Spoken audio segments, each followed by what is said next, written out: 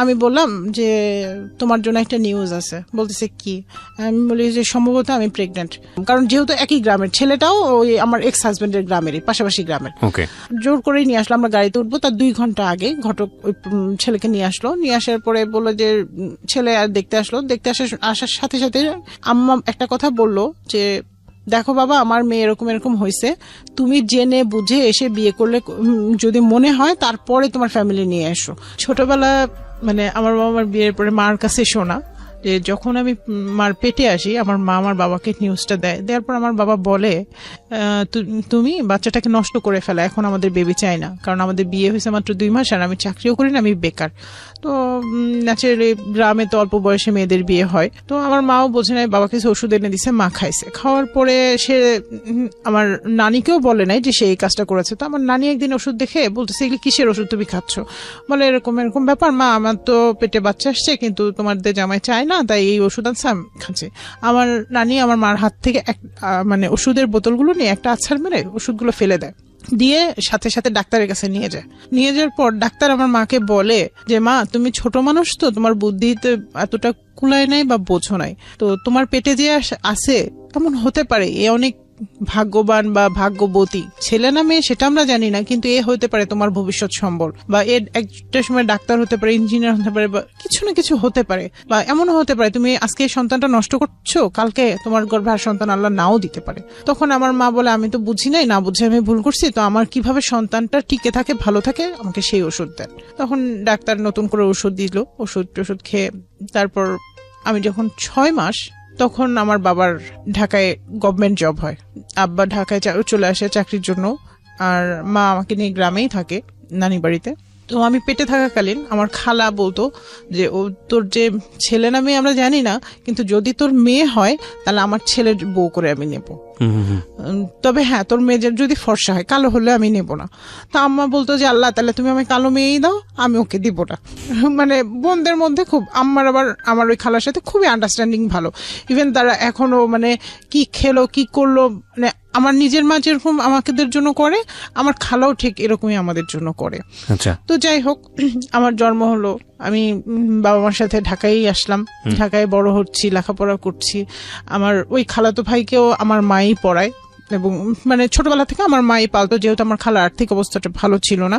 Even আমার বাবা লেখাপড়া থেকে শুরু করে তার সবকিছুই গাইডনেস দেয়। খালাতো ভাই বড় হচ্ছে, আমিও বড় হচ্ছি। তারপর ভাইয়া ইঞ্জিনিয়ার হলো, আমার বাবাও মানে আমাকে এসএসসি পাশ করানোর পরে, এরপরে আমার নানা মারা গেল মাঝে। নানা মারা যাওয়ার পরে তখন আমরা সবাই বাড়ি গেলাম। যাওয়ার পর সবাই বলতেছে যে একটা কথা আব্বা বলে গেছে, মানে আমার নানা নাকি বলে গেছে, সেটা আমার মা জানতো না, যেহেতু আমরা ঢাকায় থেকে আমাদের ভাবে যাওয়া হয় না। তো বলতেছে যে আমার ওই খালাতো ভাইয়ের সাথে আমার নানা বিয়ে ঠিক করে গেছে। তো আব্বার আম্মা হচ্ছে আধুনিক মনা, তারা ওরকম কখনো ইয়া করে নাই। তো আব্বা বলে যে না, আমার মেয়ে অনেক ছোট, আমি এখন বিয়ে দিব না। আর আমার মার কথা, আত্মীয়র মধ্যে আত্মীয়তা করবো না, ও কোথাও বিয়ে করুক, ও সুখী হবে, আমার মেয়েকে আমি কোথাও দেই, আমি একটা আত্মীয় পাবো। জাস্ট মানে তখন মানে আমার ফ্যামিলির কেউ রাজি না, বাট আমার আত্মীয় স্বজন সবাই রাজি, যে হোক, হলে অসুবিধা কি, আর ছেলেও তো ওই তো মানুষ করছে। তো পরে যাই হোক, আব্বা যেহেতু রাজি না, প্রথমত আব্বা রাজি না দেখে আম্মাও রাজি না। এইভাবে চলতে যখন আমি অনার্স 2nd ইয়ারে, আমার মানে বেশ কিছু বিয়ের প্রপোজাল আসে, আব্বা দেখে অ্যাভয়েড করে, না আমি এখন আমার মেয়ে বিয়ে দেবো না, আমার মেয়েকে আমি অনেক লেখাপড়া করাবো, অনেক ইয়ে করবো। আপনি কি একটাই সন্তান ছিলেন নাকি? না, আমার বাবা মার আমরা এক ভাই এক বোন, আমার ছোট ভাই আছে। আচ্ছা, বয়সের গ্যাপ কত ছিল? বয়সের গ্যাপ 7-8 বছরের। আচ্ছা, আপনি অনার্স 2nd ইয়ারের সময় বিয়ের প্রস্তাব আসছে? হ্যাঁ, আর আমার মানে খালাতো ভাইয়ের সাথে আমার বয়সের ডিফারেন্স প্রায় 14 মতো, এরকম হবে। ওনার সঙ্গে বিয়ের প্রস্তাব আসছিল? হ্যাঁ, ওনার সাথে মানে বিয়ের কথা এমনি চলে, আমার খালা নিতে চায়, আর এছাড়াও অনেক পাত্র আসছে, পাত্রের অভাব নেই। তা আমার বাবার কথা যে যত ভালো ছেলেই আসুক না কেন, আমার মেয়ে লেখাপড়া শেষ করবে, ভালো চাকরি করবে, দেন আমি তাকে বিয়ে দিব।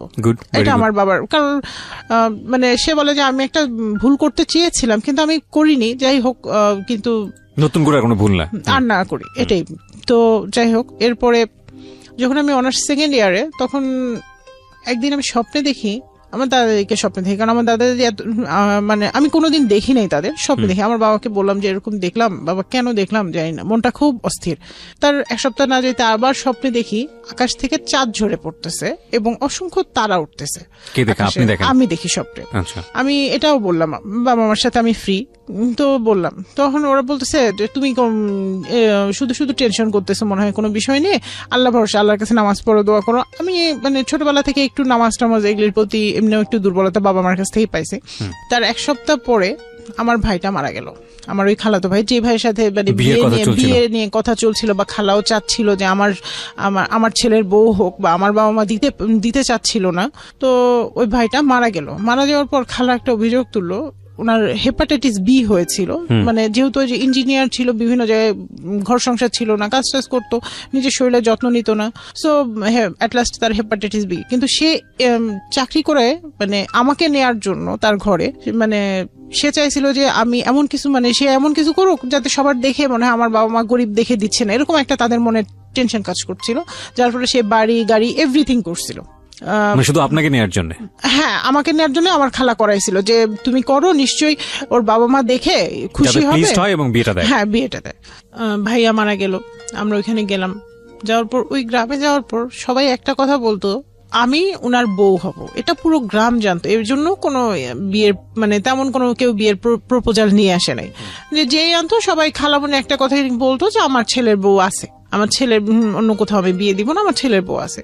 ইভেন খালু আমার ভাই নিজে মুখ ফুটে অনেকবার আমার মার কাছে বলছে, আমার বাবার কাছে বলছে, কিন্তু আমার মার কথা যে আমি আত্মীয়র সাথে আত্মীয়তা করবো না। আর খালামনিকে একটা কথা বলতো যে তুই তো বলছিলি কালো হলে নিবি না, তাহলে আমার মেয়ে এখন কালো, তুই নিবি কেন, তুই চাস কেন, তুই আর চাবি না, ফর্সা হলে তুই চাইতি, এটা এসে তারা বলে। এরপরে ভাইয়া মারা যাওয়ার পরে মাস 2 না যেতেই খালু একটা বিয়ের প্রপোজাল নিয়ে আসলো। খালু প্লাস আমার মামা গ্রাম থেকে একটা বিয়ের প্রপোজাল নিয়ে আসলো।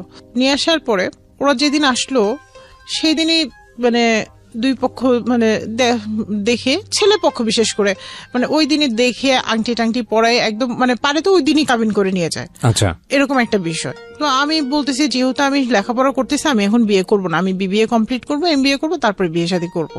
আর ওরা বলতেছে আমরা লেখাপড়া করাবো, কোনো সমস্যা নেই, আমার লাগে তোমাকে এমবিএ করাইতে, আমার ছেলে সহ এমবিএ পড়বে, এরকম বলতেছে। তারা বললো যে আমরা 20 লাখ টাকা কাবিন দিব, হ্যাঁ তোমার বাবা খুশি, আমার ছেলেকে যা দিবে। তো আমার বাবা আবার বললো কি ঠিক আছে, আপনারা যদি আমার মেয়েকে 20 লাখ টাকা দিতে পারেন, গয়না টয়না সব দিয়ে যদি মোড়ায় নিয়ে যান, সেই ক্ষেত্রে আমি আমার জামাইকে আমিও 5 লাখ টাকার একটা, এটা সমাজের নিয়ম, এটা কিছু না কিছু দিতে হয়, এটা সে বলতেছে। আমি বলতেছি ঠিক আছে, আমি 5 লাখ, আমি ওদের সামনে বলতেছি যে আমি 5 লাখ টাকার গাড়ি নিব, তবে আমার বাবার কোনো সম্পদ আমি নিব না। তখন বাবা যখন সম্পদ দিতে মানে বাবা মারা গেলে তো আমিও তো অংশীদার, তো আমি সেই সম্পদ দেবো না, আমার সেই সব সম্পদ আমার ভাইয়ের নামে আমি লিখে দিব। তারপরে বাবা অনেক বোঝাইলো, করলো, বিয়ে ঠিক করলো, করে ওরা ওই দিন চলে গেল, একদম আংটি পড়ায় চলে গেল, বললো যে না কোনো সমস্যা হবে না, তোমাকে তোমার লেখাপড়া কমপ্লিট হলে আমরা তুলে নেবো, এর আগে তোমাকে নিবো না, তুমি বাবার বাসায় থেকে পড়াশোনা করবে, কমপ্লিট করে তারপরে আসবে। এরপরেও আমার অমত, বাবার সাথে কথা মানে বার্গেনিং হচ্ছে। তো তখনও রমজান মাস ছিল। বাবা একদিন রাগ করে বলতেছে আমার মেয়ে বড় হয়েছে, এখন আর আমার কথা শোনে না, অন্য সময় আমাকে ঠিকই বন্ধু ভাবে, এখন আমার প্রতি ভরসা নাই, ঠিক আছে তোমার কোনো পছন্দ থাকলে আমাদের বলো, আমার কোনো পছন্দ আমি বলবো কি। তো বাবা সেদিন রাগ করে কথা কাটাকাটি, এক কথা থেকে 2 কথা কাটাকাটি, তো আমিও একটু বলছি, বাবা বলছে বলে আর বাবা রাগ করে ইফতার করতেছে না। আচ্ছা, আজান দিয়েছে, ইফতার করতেছে না, বিষয়টা খারাপ লাগলো। পরে বাবাকে বললাম যে বাবা আমি বিয়ে করব, আমি তোমার এই পছন্দের ছেলেকেই বিয়ে করব, আমার তো অন্য কোথাও পছন্দ নেই যে আমি অন্য কোথাও করবো, আমি একে বিয়ে করবো, তুমি ইফতারটা করো। রিকোয়েস্ট করার পরে সে ইফতারটা করলো, কারণ আমি একটা মেয়ে হয়ে এটা পারি না যে বাবা ইফতার করতেছে না আমি মানে বাবার কথার অমূল্যায়ন করবো এতটা। তো যাই হোক, বাবা ইফতার করলো, বিয়ে ঠিক হলো 20 লাখ টাকা কাবিন দিয়ে, 20 লাখ টাকা কাবিন দিয়ে, 20 লাখ টাকা কাবিন দিয়ে এবং 20 লাখ টাকা কাবিনে বিয়েও করলো। কিন্তু বিয়ে করার সময় ওরা যে কথাগুলো বলছিল তার কিছুই কমিটমেন্ট পালন করলো না। টাকাটা দিবে না, টাকা তো না, টাকা দিবে না, আমরা টাকা চাই নাই, কোনো একটা গয়নাও দিল না, বরং উল্টা আর আমার বাবার কাছে ফোন দিয়ে আবার ফোনে টাকা নিছে, 2 লাখ টাকা নিয়ে সে ওই টাকায় আব্বার টাকায় মানে বলছে যে আমার তো এই মুহূর্তে ব্যবসা খারাপ, মানে আমার শ্বশুর ছিল ব্যবসায়ী, তো বলতেছে আমার ব্যবসা তো ভালো না, তো আপনি আমাকে 2 লাখ টাকা ধার দেন, পরে আমি আপনাকে ফেরত দিব, এটা বলছে আব্বাকে। তো আব্বা বলছে যে ঠিক আছে, যেহেতু একটা মান সম্মানেরও ব্যাপার, ঠিক আছে আমি গয়না নেবো না, আপনি বানাইতে চাচ্ছেন যখন, ঠিক আছে আমি টাকা পাঠাই দিচ্ছি। 2 লাখ টাকা পাঠাই দেয়, তারা সামথিং গয়না মানে বিয়ের যা শপিং এটা করে এবং গয়নাও কেনে, বিয়ে হয়, গ্রামে বিয়ে হয় আমার। গ্রামে মামা বাড়িতে বিয়ে হয় এবং খুব ধুমধাম করে অনুষ্ঠান করে মামা বাড়ি নানা বাড়ি সব গ্রাম দাদা বাড়ি সব গ্রামের মানুষ সেখানে একত্রিত হয়। এত মানে আনন্দ করে, মানে এমন কেউ নাই, ছোট থেকে বড় শুরু করে মানে খুব আনন্দ, নাচ গান, মানে রোজা থেকেও তাদের ক্লান্তি নাই, এত আনন্দ। রাতের বেলায় মানে বিয়ে যে কাবিনটা হলো, এরপর সাথে সাথে আমার শ্বশুর শুরু করছে আমি আমার বউকে নিয়ে যাব, বাসায় নিয়ে যাব।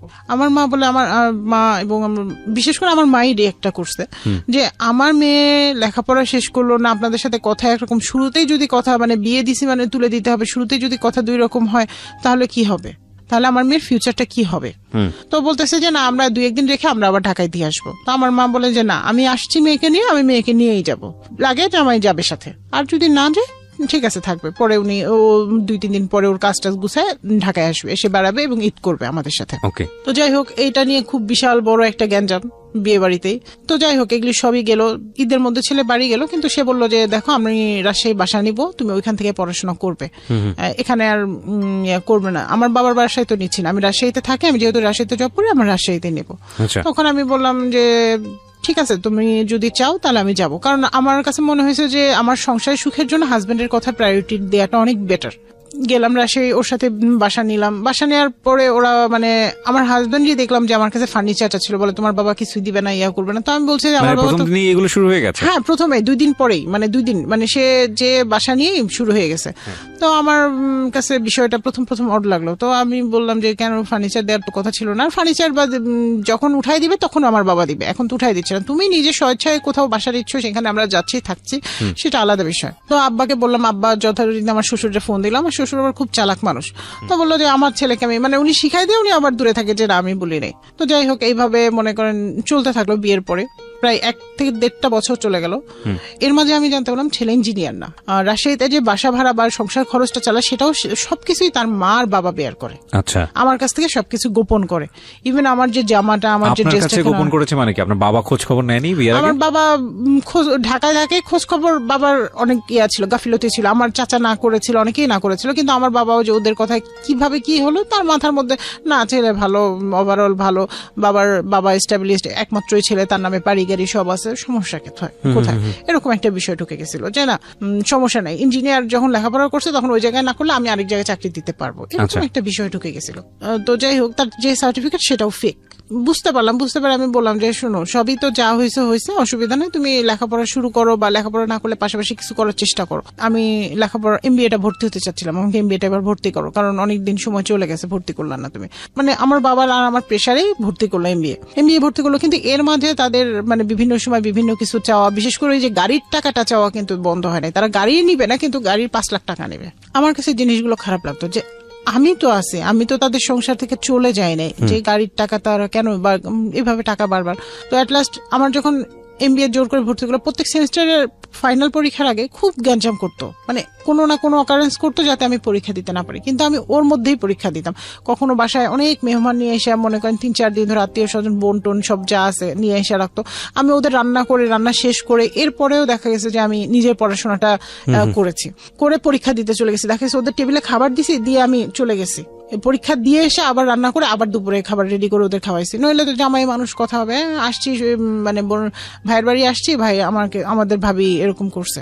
যে মানুষ আমি মার বাড়িতে মানে কোনোদিন ভাতও রান্না করি নাই একারে, তো শ্বশুর বাড়িতে যে সব শিখে গেছি পরিস্থিতির উপরে, রান্না থেকে শুরু করে সব শিখে গেছি, মেনটেন করা কিভাবে কি করতে হয় সব শিখে গেছে। এরপর আমার MBA 2nd সেমিস্টার ফাইনাল আসলো। তখন তারা মানে যখন দেখলো যে আমরা কোনো কিছু দিয়ে ওকে আটকাতে পারি না, ও পরীক্ষা দেয় এবং ভালো রেজাল্ট করে, তখন কি করলো, পরীক্ষা চলতেছে, 2টা পরীক্ষা আমি দিয়েছি, আর 2টা পরীক্ষা দেওয়ার আগে সে বললো যে গ্রাম থেকে ফোন আসলো, আমার শ্বশুর খুব মরমর অবস্থা, মানে খুবই অসুস্থ, যে মৃত্যুর সাথে পাঞ্জা লড়তেছে, এরকম শুনলে সবাই চলে যায়। আমি আমার হাজবেন্ডের সাথে গেলাম, যাওয়ার সময় আমাকে বলতেছে গয়নাগুলো নিয়ে নিবে, তোমার যে গয়না আছে এখানে সেগুলো নিবে, আর অন্য কিছু নেওয়ার দরকার নেই, আর 2টা জামা কাপড় যা লাগে টুকটাক নিও, কারণ এটা ওদের প্ল্যান ছিল, আমি জানতাম না। তো যাওয়ার পরে আমি দেখি আমার শ্বশুর অতটা অসুস্থ না। তো আমি বললাম যে দেখো আমার তো পরীক্ষা, তা আমি পরীক্ষাটা দেই। ও হ্যাঁ, ও আবার আমার সাথে MBA ভর্তি হয়েছে, কিন্তু পড়াশোনা ফেক সার্টিফিকেট, ওরা আবার সার্টিফিকেট দিতে বলছিল, ও দিতে পারে নাই। ও তখন ওইখানে বলছিল যে আমি সার্টিফিকেট আমি পরে দিব। আমি পরে দিয়ে দিব, সমস্যা নেই। তো ওরা মনে করছে যেহেতু 2 বছর ওর লাগবে, এর মাঝে দিয়ে দিবে হয়তোবা। তো যাই হোক, পরে আমি পরীক্ষা, ও তো 1 সেমিস্টার দিছে, আরেক সেমিস্টার পরীক্ষা দিবে না, বলতেছে আমি এই সেমিস্টারে টাকাও ফিও জমা দিই, পরীক্ষাও দিবে না। আমার কথা হলো ওটা ওর পার্সোনাল ব্যাপার, আমি ওকে তো জোর করে ফোর্স করে কিছু করাতে পারবো না, ঠিক আছে। পরে আমি বাসায় আমার শ্বশুর বাড়িতে আসলাম। আম্মা কেন জানি আমাকে ফোনে বলতেছিল, আমি যখন বলতেছিলাম আম্মা বলতেছিল, মা খুব তুমি সাবধান, নইলে তুমি করো, তুমি তোমার চাচার বাসায় থেকে যাও, তুমি যদি ওখানে যেতে না চাও। আমি বলে যে আমার শ্বশুর বাড়ি, শ্বশুর অসুস্থ না গেলে মানুষ কি বলবে, খারাপ বলবে। মানে মনে হয় যে মার মনে, মা বাবার মনে সবকিছু আগেই বলে দেয়, বিশেষ করে মার মনটা। তো যাই হোক, আমি ওখানে যাওয়ার পরে আমি ওদের বলতেছি যে দেখো আমি পরীক্ষা দিতে যাব, আমি অসুস্থ, আমি শরীর ভালো না, কিন্তু আমি তবুও আমি পরীক্ষা দিতে যাব, আমাকে রাজশাহী যেতে দাও, আমি বাসায় থাকবো, প্রয়োজন তুমি থাকো, তোমার বাবা অসুস্থ তুমি থাকো, ডাক্তার দেখাও, আমার তো দরকার নাই। না, ওরা আমাকে পরীক্ষা দিতে, তো বললো যে আব্বাকে হসপিটালে ভর্তি দেবে। অ্যাজমা রুগী যেহেতু যে শ্বাসকষ্টটা প্রবলেম হয়, অনেক সময় নেবুলাইজার লাগে, তো ওটা ওষুধটা ওনার কাছে ছিল না, তো হসপিটালে নিয়ে গেল। তো আমাকে বললো চলো চলো তুমিও চলো, তুমি না গেলে কি। এ বলে ভাই আমার ব্যাগটা কিচ্ছু নিতে দেয় না, ইভেন আমার হাতের যে ব্যাগের মধ্যে আমার অর্নামেন্টস ছিল, পরে আমি মানে ওর সাথে চলে যাই, ওগুলি কিছুই কিন্তু আমার সাথে নাই। এরপর কি করলো, ওর বড় বোন এসে আমার মোবাইলটা দিল, আমার মামা আসছে আবার দেখতে, ফোন করছে আমি মামারে যে মামা এরকম আমার শ্বশুরের নিয়ে হসপিটাল আসছে, আপনি আসে দেখে যান। তারপর আমার মামা যেহেতু আসছে, ওর বললো কি তোমার ওর মোবাইল নিয়ে আসছি, তো মোবাইলটা দিয়ে ওর মামার সাথে যাক, ও তো অসুস্থ, মামার সাথে যাক। আমি বলি আমার তো কালকে পরীক্ষা, আমি মামার সাথে যাবো কেন? আপনারা ঠিক আছে গেলে, আমার অ্যাডমিট কার্ডটা তো সব বাসায়, আমার বাসায় চাবি টাবি এগুলি দেন, ব্যাগটা দেন, আমি বাসা থেকে রেডি হয়ে তারপর যাবো। তো বলতেছে না, পরীক্ষা দেওয়া লাগবে না, তোমার এবছর পরীক্ষা দেওয়া লাগবে না, তুমি পরে পরীক্ষা দিবা। আমি কি পরে পরীক্ষা দিতে পারবো না? ছেলের হচ্ছে, আমি পরে পরীক্ষা দিতে পারবো না, এ বলে মামার সাথে এক কাপড়ে পাঠাই দিল। দেওয়ার পর আমি সেদিন থাকলাম সারাদিন, কোনো ফোন নাই, ওদের কোনো ফোনও নাই, কিছু নাই। পরে আব্বা বললো যে দেখো মা, তোমার তো কাপড় চোপড় কিছুর দরকার নেই, আমি সব তোমাকে আবার দেবো, তুমি আমার একমাত্র মেয়ে, আর আমার যা আছে সব তোমাদের 2 ভাই বোনের, এখানে অন্য কোনো ব্যক্তির না। তুমি পরীক্ষা দিতে চাইলে আমি সব অ্যারেঞ্জ করে দিচ্ছি, তুমি যে পরীক্ষা দিয়ে আসো, তোমার চাচা বাসায় তুমি থাকবা। ওরা আমার ব্যাগ থেকে চাবি, অ্যাডমিট কার্ড, গয়নাপত্র যা আছে এভরিথিং রেখে দিছে, কোনো কিছুই আমাকে দেয় রে। হাত ব্যাগটা শুধু ওই যে মোবাইল সহ হাত ব্যাগটা দিয়েছে, তাও ওটা হাত ব্যাগটা দিয়েছে পরের দিন সকালে ওর এক দুলাভাই যে দিয়ে আসছে যে বউয়ের এখানে ওষুধপত্র আছে, লাগবে নাকি, এটা দিয়ে আসছে। যাই হোক, তো আমার পরীক্ষা, আমি বলতেছি তাহলে আর আমার এখানে বুঝছি ওরা আর কেউ আমার সাথে যোগাযোগ করবে না, আমি ওদের আর কোনো পারমিশনের অপেক্ষা না করে আমি সিংড়া থেকে ভোর 5টার সময় উঠছি, উঠে আমার এক মামাকে সাথে করে নিয়ে আমি চলে গেছি রাজশাহীতে যেয়ে প্রথমে আমার চাচা বাসায় উঠছি। ওঠার পর চাচা পরে সাথে আরেকজন লোক দিয়ে পরীক্ষার হলে পাঠিয়ে দিচ্ছে, যে বলা যায় না ওরা কোনো ক্রাইম করে বসে কিনা। পরীক্ষা দিলাম, পরীক্ষা নিজের মতো দিয়ে পরে আব্বা আবার টিকিট কেটে দিল, আমি ঢাকায় ব্যাক করলাম। আব্বা বলে যে ওখানে ফিরে যাওয়ার দরকার নেই, তুমি এভাবে পরীক্ষা দিছো, এর ফল ভালো হবে না, তো তুমি ঢাকায় ব্যাক করো। তো আমি ঢাকায় চলে আসলাম, এক কাপড়েই ঢাকায়, শীতের সময় ছিল, কাপড়ও তেমন কিছু ছিল না, ট্রেনে করে আমি ঢাকায় চলে আসলাম। আসার পরে বাবা বললো যে দেখো, তুমি যদি এত কিছুর পরেও যদি তুমি ওই সংসারে ফিরে যাও, তাহলে আমি যখন মারা যাব তখন তুমি আসবে, তার আগে আসবে না। আমি ঠিক বুঝলাম না আপনার কথা, বাবা এই কথাটা কেন বলছে? মানে বাবা দেখতেছে আমার মেয়ের অনেক কষ্ট হচ্ছে, ইভেন তারা লেখাপড়া করতে দিচ্ছে না, আমার একটা ভুল হয়ে গেছে। বাবা বলতেছে কাবিনটা তো আসলে বিষয় না, যেহেতু সে বারবার তারা টাকা চাচ্ছে, তারা তোমার কোনো করতেছে না, কেয়ার করতেছে না। এবং আমি নিজেও বলতেছি যে বাবা আমাকে পড়াশোনা করতে দিচ্ছে না, আমি নিজেও কিন্তু বলতেছি, যে আমি ওর সাথে থাকবো বা সংসারটা করবো। মানে আপনি আপনার বিভিন্ন কমপ্লেইন গুলো বাবাকে বলছেন সবসময়, মানে বাবা মার সাথে তো হ্যাঁ আপ টু ডেট, আর তারা তো জানে। তো আমার কিন্তু অন্য বিষয়ে কমপ্লেন ছিল না, আমার বিষয়টা ছিল যে আমাকে পড়ালেখাটা করতে দেওয়া হোক। ঠিক আছে, তোমরা টাকা চাচ্ছ, তোমরা নিচ্ছ, সেটা আলাদা বিষয়, কারণ আমার বাবার প্রথম ভুলটা করছে যে 5 লাখ টাকা দিতে চাইছে, এটা হচ্ছে আমার বাবার প্রথম ভুল ছিল যেটা। তো যাই হোক, তো পরে আমি বললাম, তখন বাবা সবকিছু দেখে বলতেছে যে যদি তুমি যাও তাহলে তুমি যেতে পারো, আমার কোনো আপত্তি নাই, কারণ তুমি একটা বাচ্চা নিয়ে এসে যখন আমার সংসারে থাকবা, লেখাপড়া জানো না, তখন তোমাকে দিয়ে আমি কি করাবো? তখন তোমার লাইফটা একবারই শেষ। ইভেন আমার কয়েকজন ফ্রেন্ডও বোঝালো আমাকে। এটা কে বলেছে আপনাকে? এটা আমার বাবাই বললো আমাকে। আমার বাবাই বললো, ইভেন প্লাস সাথে আমার কিছু ফ্রেন্ডরাও বললো, যে তারা কেউ মেজর পার্সন, কেউ আর্মি পার্সন, মানে বড় বড় অনেক উপরে, কেউ পজিটিভ বলছিল না, বলছিল না ঠিক আছে তোমার এখানে গিভ আপ করাটাই শেষ। হ্যাঁ, কারণ তুমি যেহেতু এইভাবে ফাইট করে সে পরীক্ষা দিছে, এখন তুমি ওই সংসারে গেলে তোমাকে ওরা এমন ভাবে টর্চার করবে যেটা বিগত দিনে করে আসছে। আমি মানে বললাম না যে ওদের টর্চারের তো যেটা বিগত দিনে করছে, ইভেন তারা আমার মামাকে বলেই বসছে, বড় মামাকে বলছে, বাজারে দেখা হয়েছে একই গ্রামে যেহেতু। তখন আমিও চিন্তা করলাম যে না, যা হয়েছে হয়েছে, ও যদি অন্য জায়গায় বিয়ে করে হ্যাপি থাকে, অন্য কোথাও থেকে যদি টাকা নিয়ে এসে ওরা যদি হ্যাপি থাকে তাহলে ওরা থাকুক, আমি আমার লাইফটাকে আমার মতো করে লেখাপড়া কমপ্লিট করে সাজাই। কারণ ওই ছেলে তো চাকরিও করবে না বা ও তো কোনো কিছুই করবে না, এভাবে বাবা মার টাকা দিয়েও, বাচ্চা হলে তো ওদের টাকা দিয়ে এইভাবে কয়দিন আমি চলবো, আর বাচ্চা হয়ে গেলে তখন যদি আরো টর্চারের পরিমাণটা বেশি হয়ে যায়, এরকম আমার মনেও বিভিন্ন প্রশ্ন আসলো। কারণ সে যদি আমাকে অরিজিনালি ভালোবাসতো তাহলে তো আমাকে এক কাপড়ে এইভাবে বের করে দিতে পারতো না। পরে আমি ওখান থেকে এই সবকিছু থেকে আমি বেরিয়ে আসি, একটা মিউচুয়াল ডিভোর্স আমাদের হয়। বেরিয়ে আসার কয় বছরের মাথায় আপনার ডিভোর্স হয়ে গেল? 1.5 বছর। 1.5 বছরের মাথায়। যাই হোক, এগুলি সব গেল। আমি আবার এমবিএ ঢাকা টু রাজশাহী আমি এমবিএ কমপ্লিট করলাম। কারণ যেহেতু তার একটা সেমিস্টার ছিল, ওনারা বলতেছিল যে তুমি এই একটা সেমিস্টারের জন্য আর ঢাকায় নিও না, ট্রান্সফার করে তুমি এখানে এসে কমপ্লিট করো, আমরা তোমাকে ওইভাবে স্কোপ দিব। যেহেতু এমবিএ শুক্র শনি ক্লাস ছিল, তো আমি রেগুলার বৃহস্পতিবার 2টা ট্রেনে রাজশাহী যেতাম, ক্লাস করতাম, চাচা বাসায় 2 দিন থাকতাম, আবার শনিবার রাতে 10টা সাড়ে 10টা ট্রেনে ঢাকায় ব্যাক করতাম। এইভাবে আমার মানে প্রায় 6টা মাস চললো। এরপর এমবিএটা কমপ্লিট করলাম। পরে যাই হোক আমি চাকরি পেলাম নিজের যোগ্যতায়, কারো হেল্প ছাড়া। তো চাকরি করতে করতে বছর খানিক গেল, যাওয়ার পর ব্যাংকে চাকরি হয়ে গেল। এভাবে ব্যাংকে চাকরি হওয়ার 6 মাস পরে আমি মানে বাবা মার সাথে ঈদ করতে গ্রামে গেলাম। গ্রামে যাওয়ার পর ঘটক একটা প্রপোজাল জোর করেই নিয়ে আসলো, যেটা প্রপোজাল আগেও বলছে। আমি বলে দিছিলাম যে আমি আর এখন বিয়ে শাদী করবো না, আর ওই গ্রামের ছেলেকে তো আর করবোই না এরকম। কারণ যেহেতু একই গ্রামের, ছেলেটাও ওই আমার এক্স হাজবেন্ডের গ্রামেরই, পাশাপাশি গ্রামের।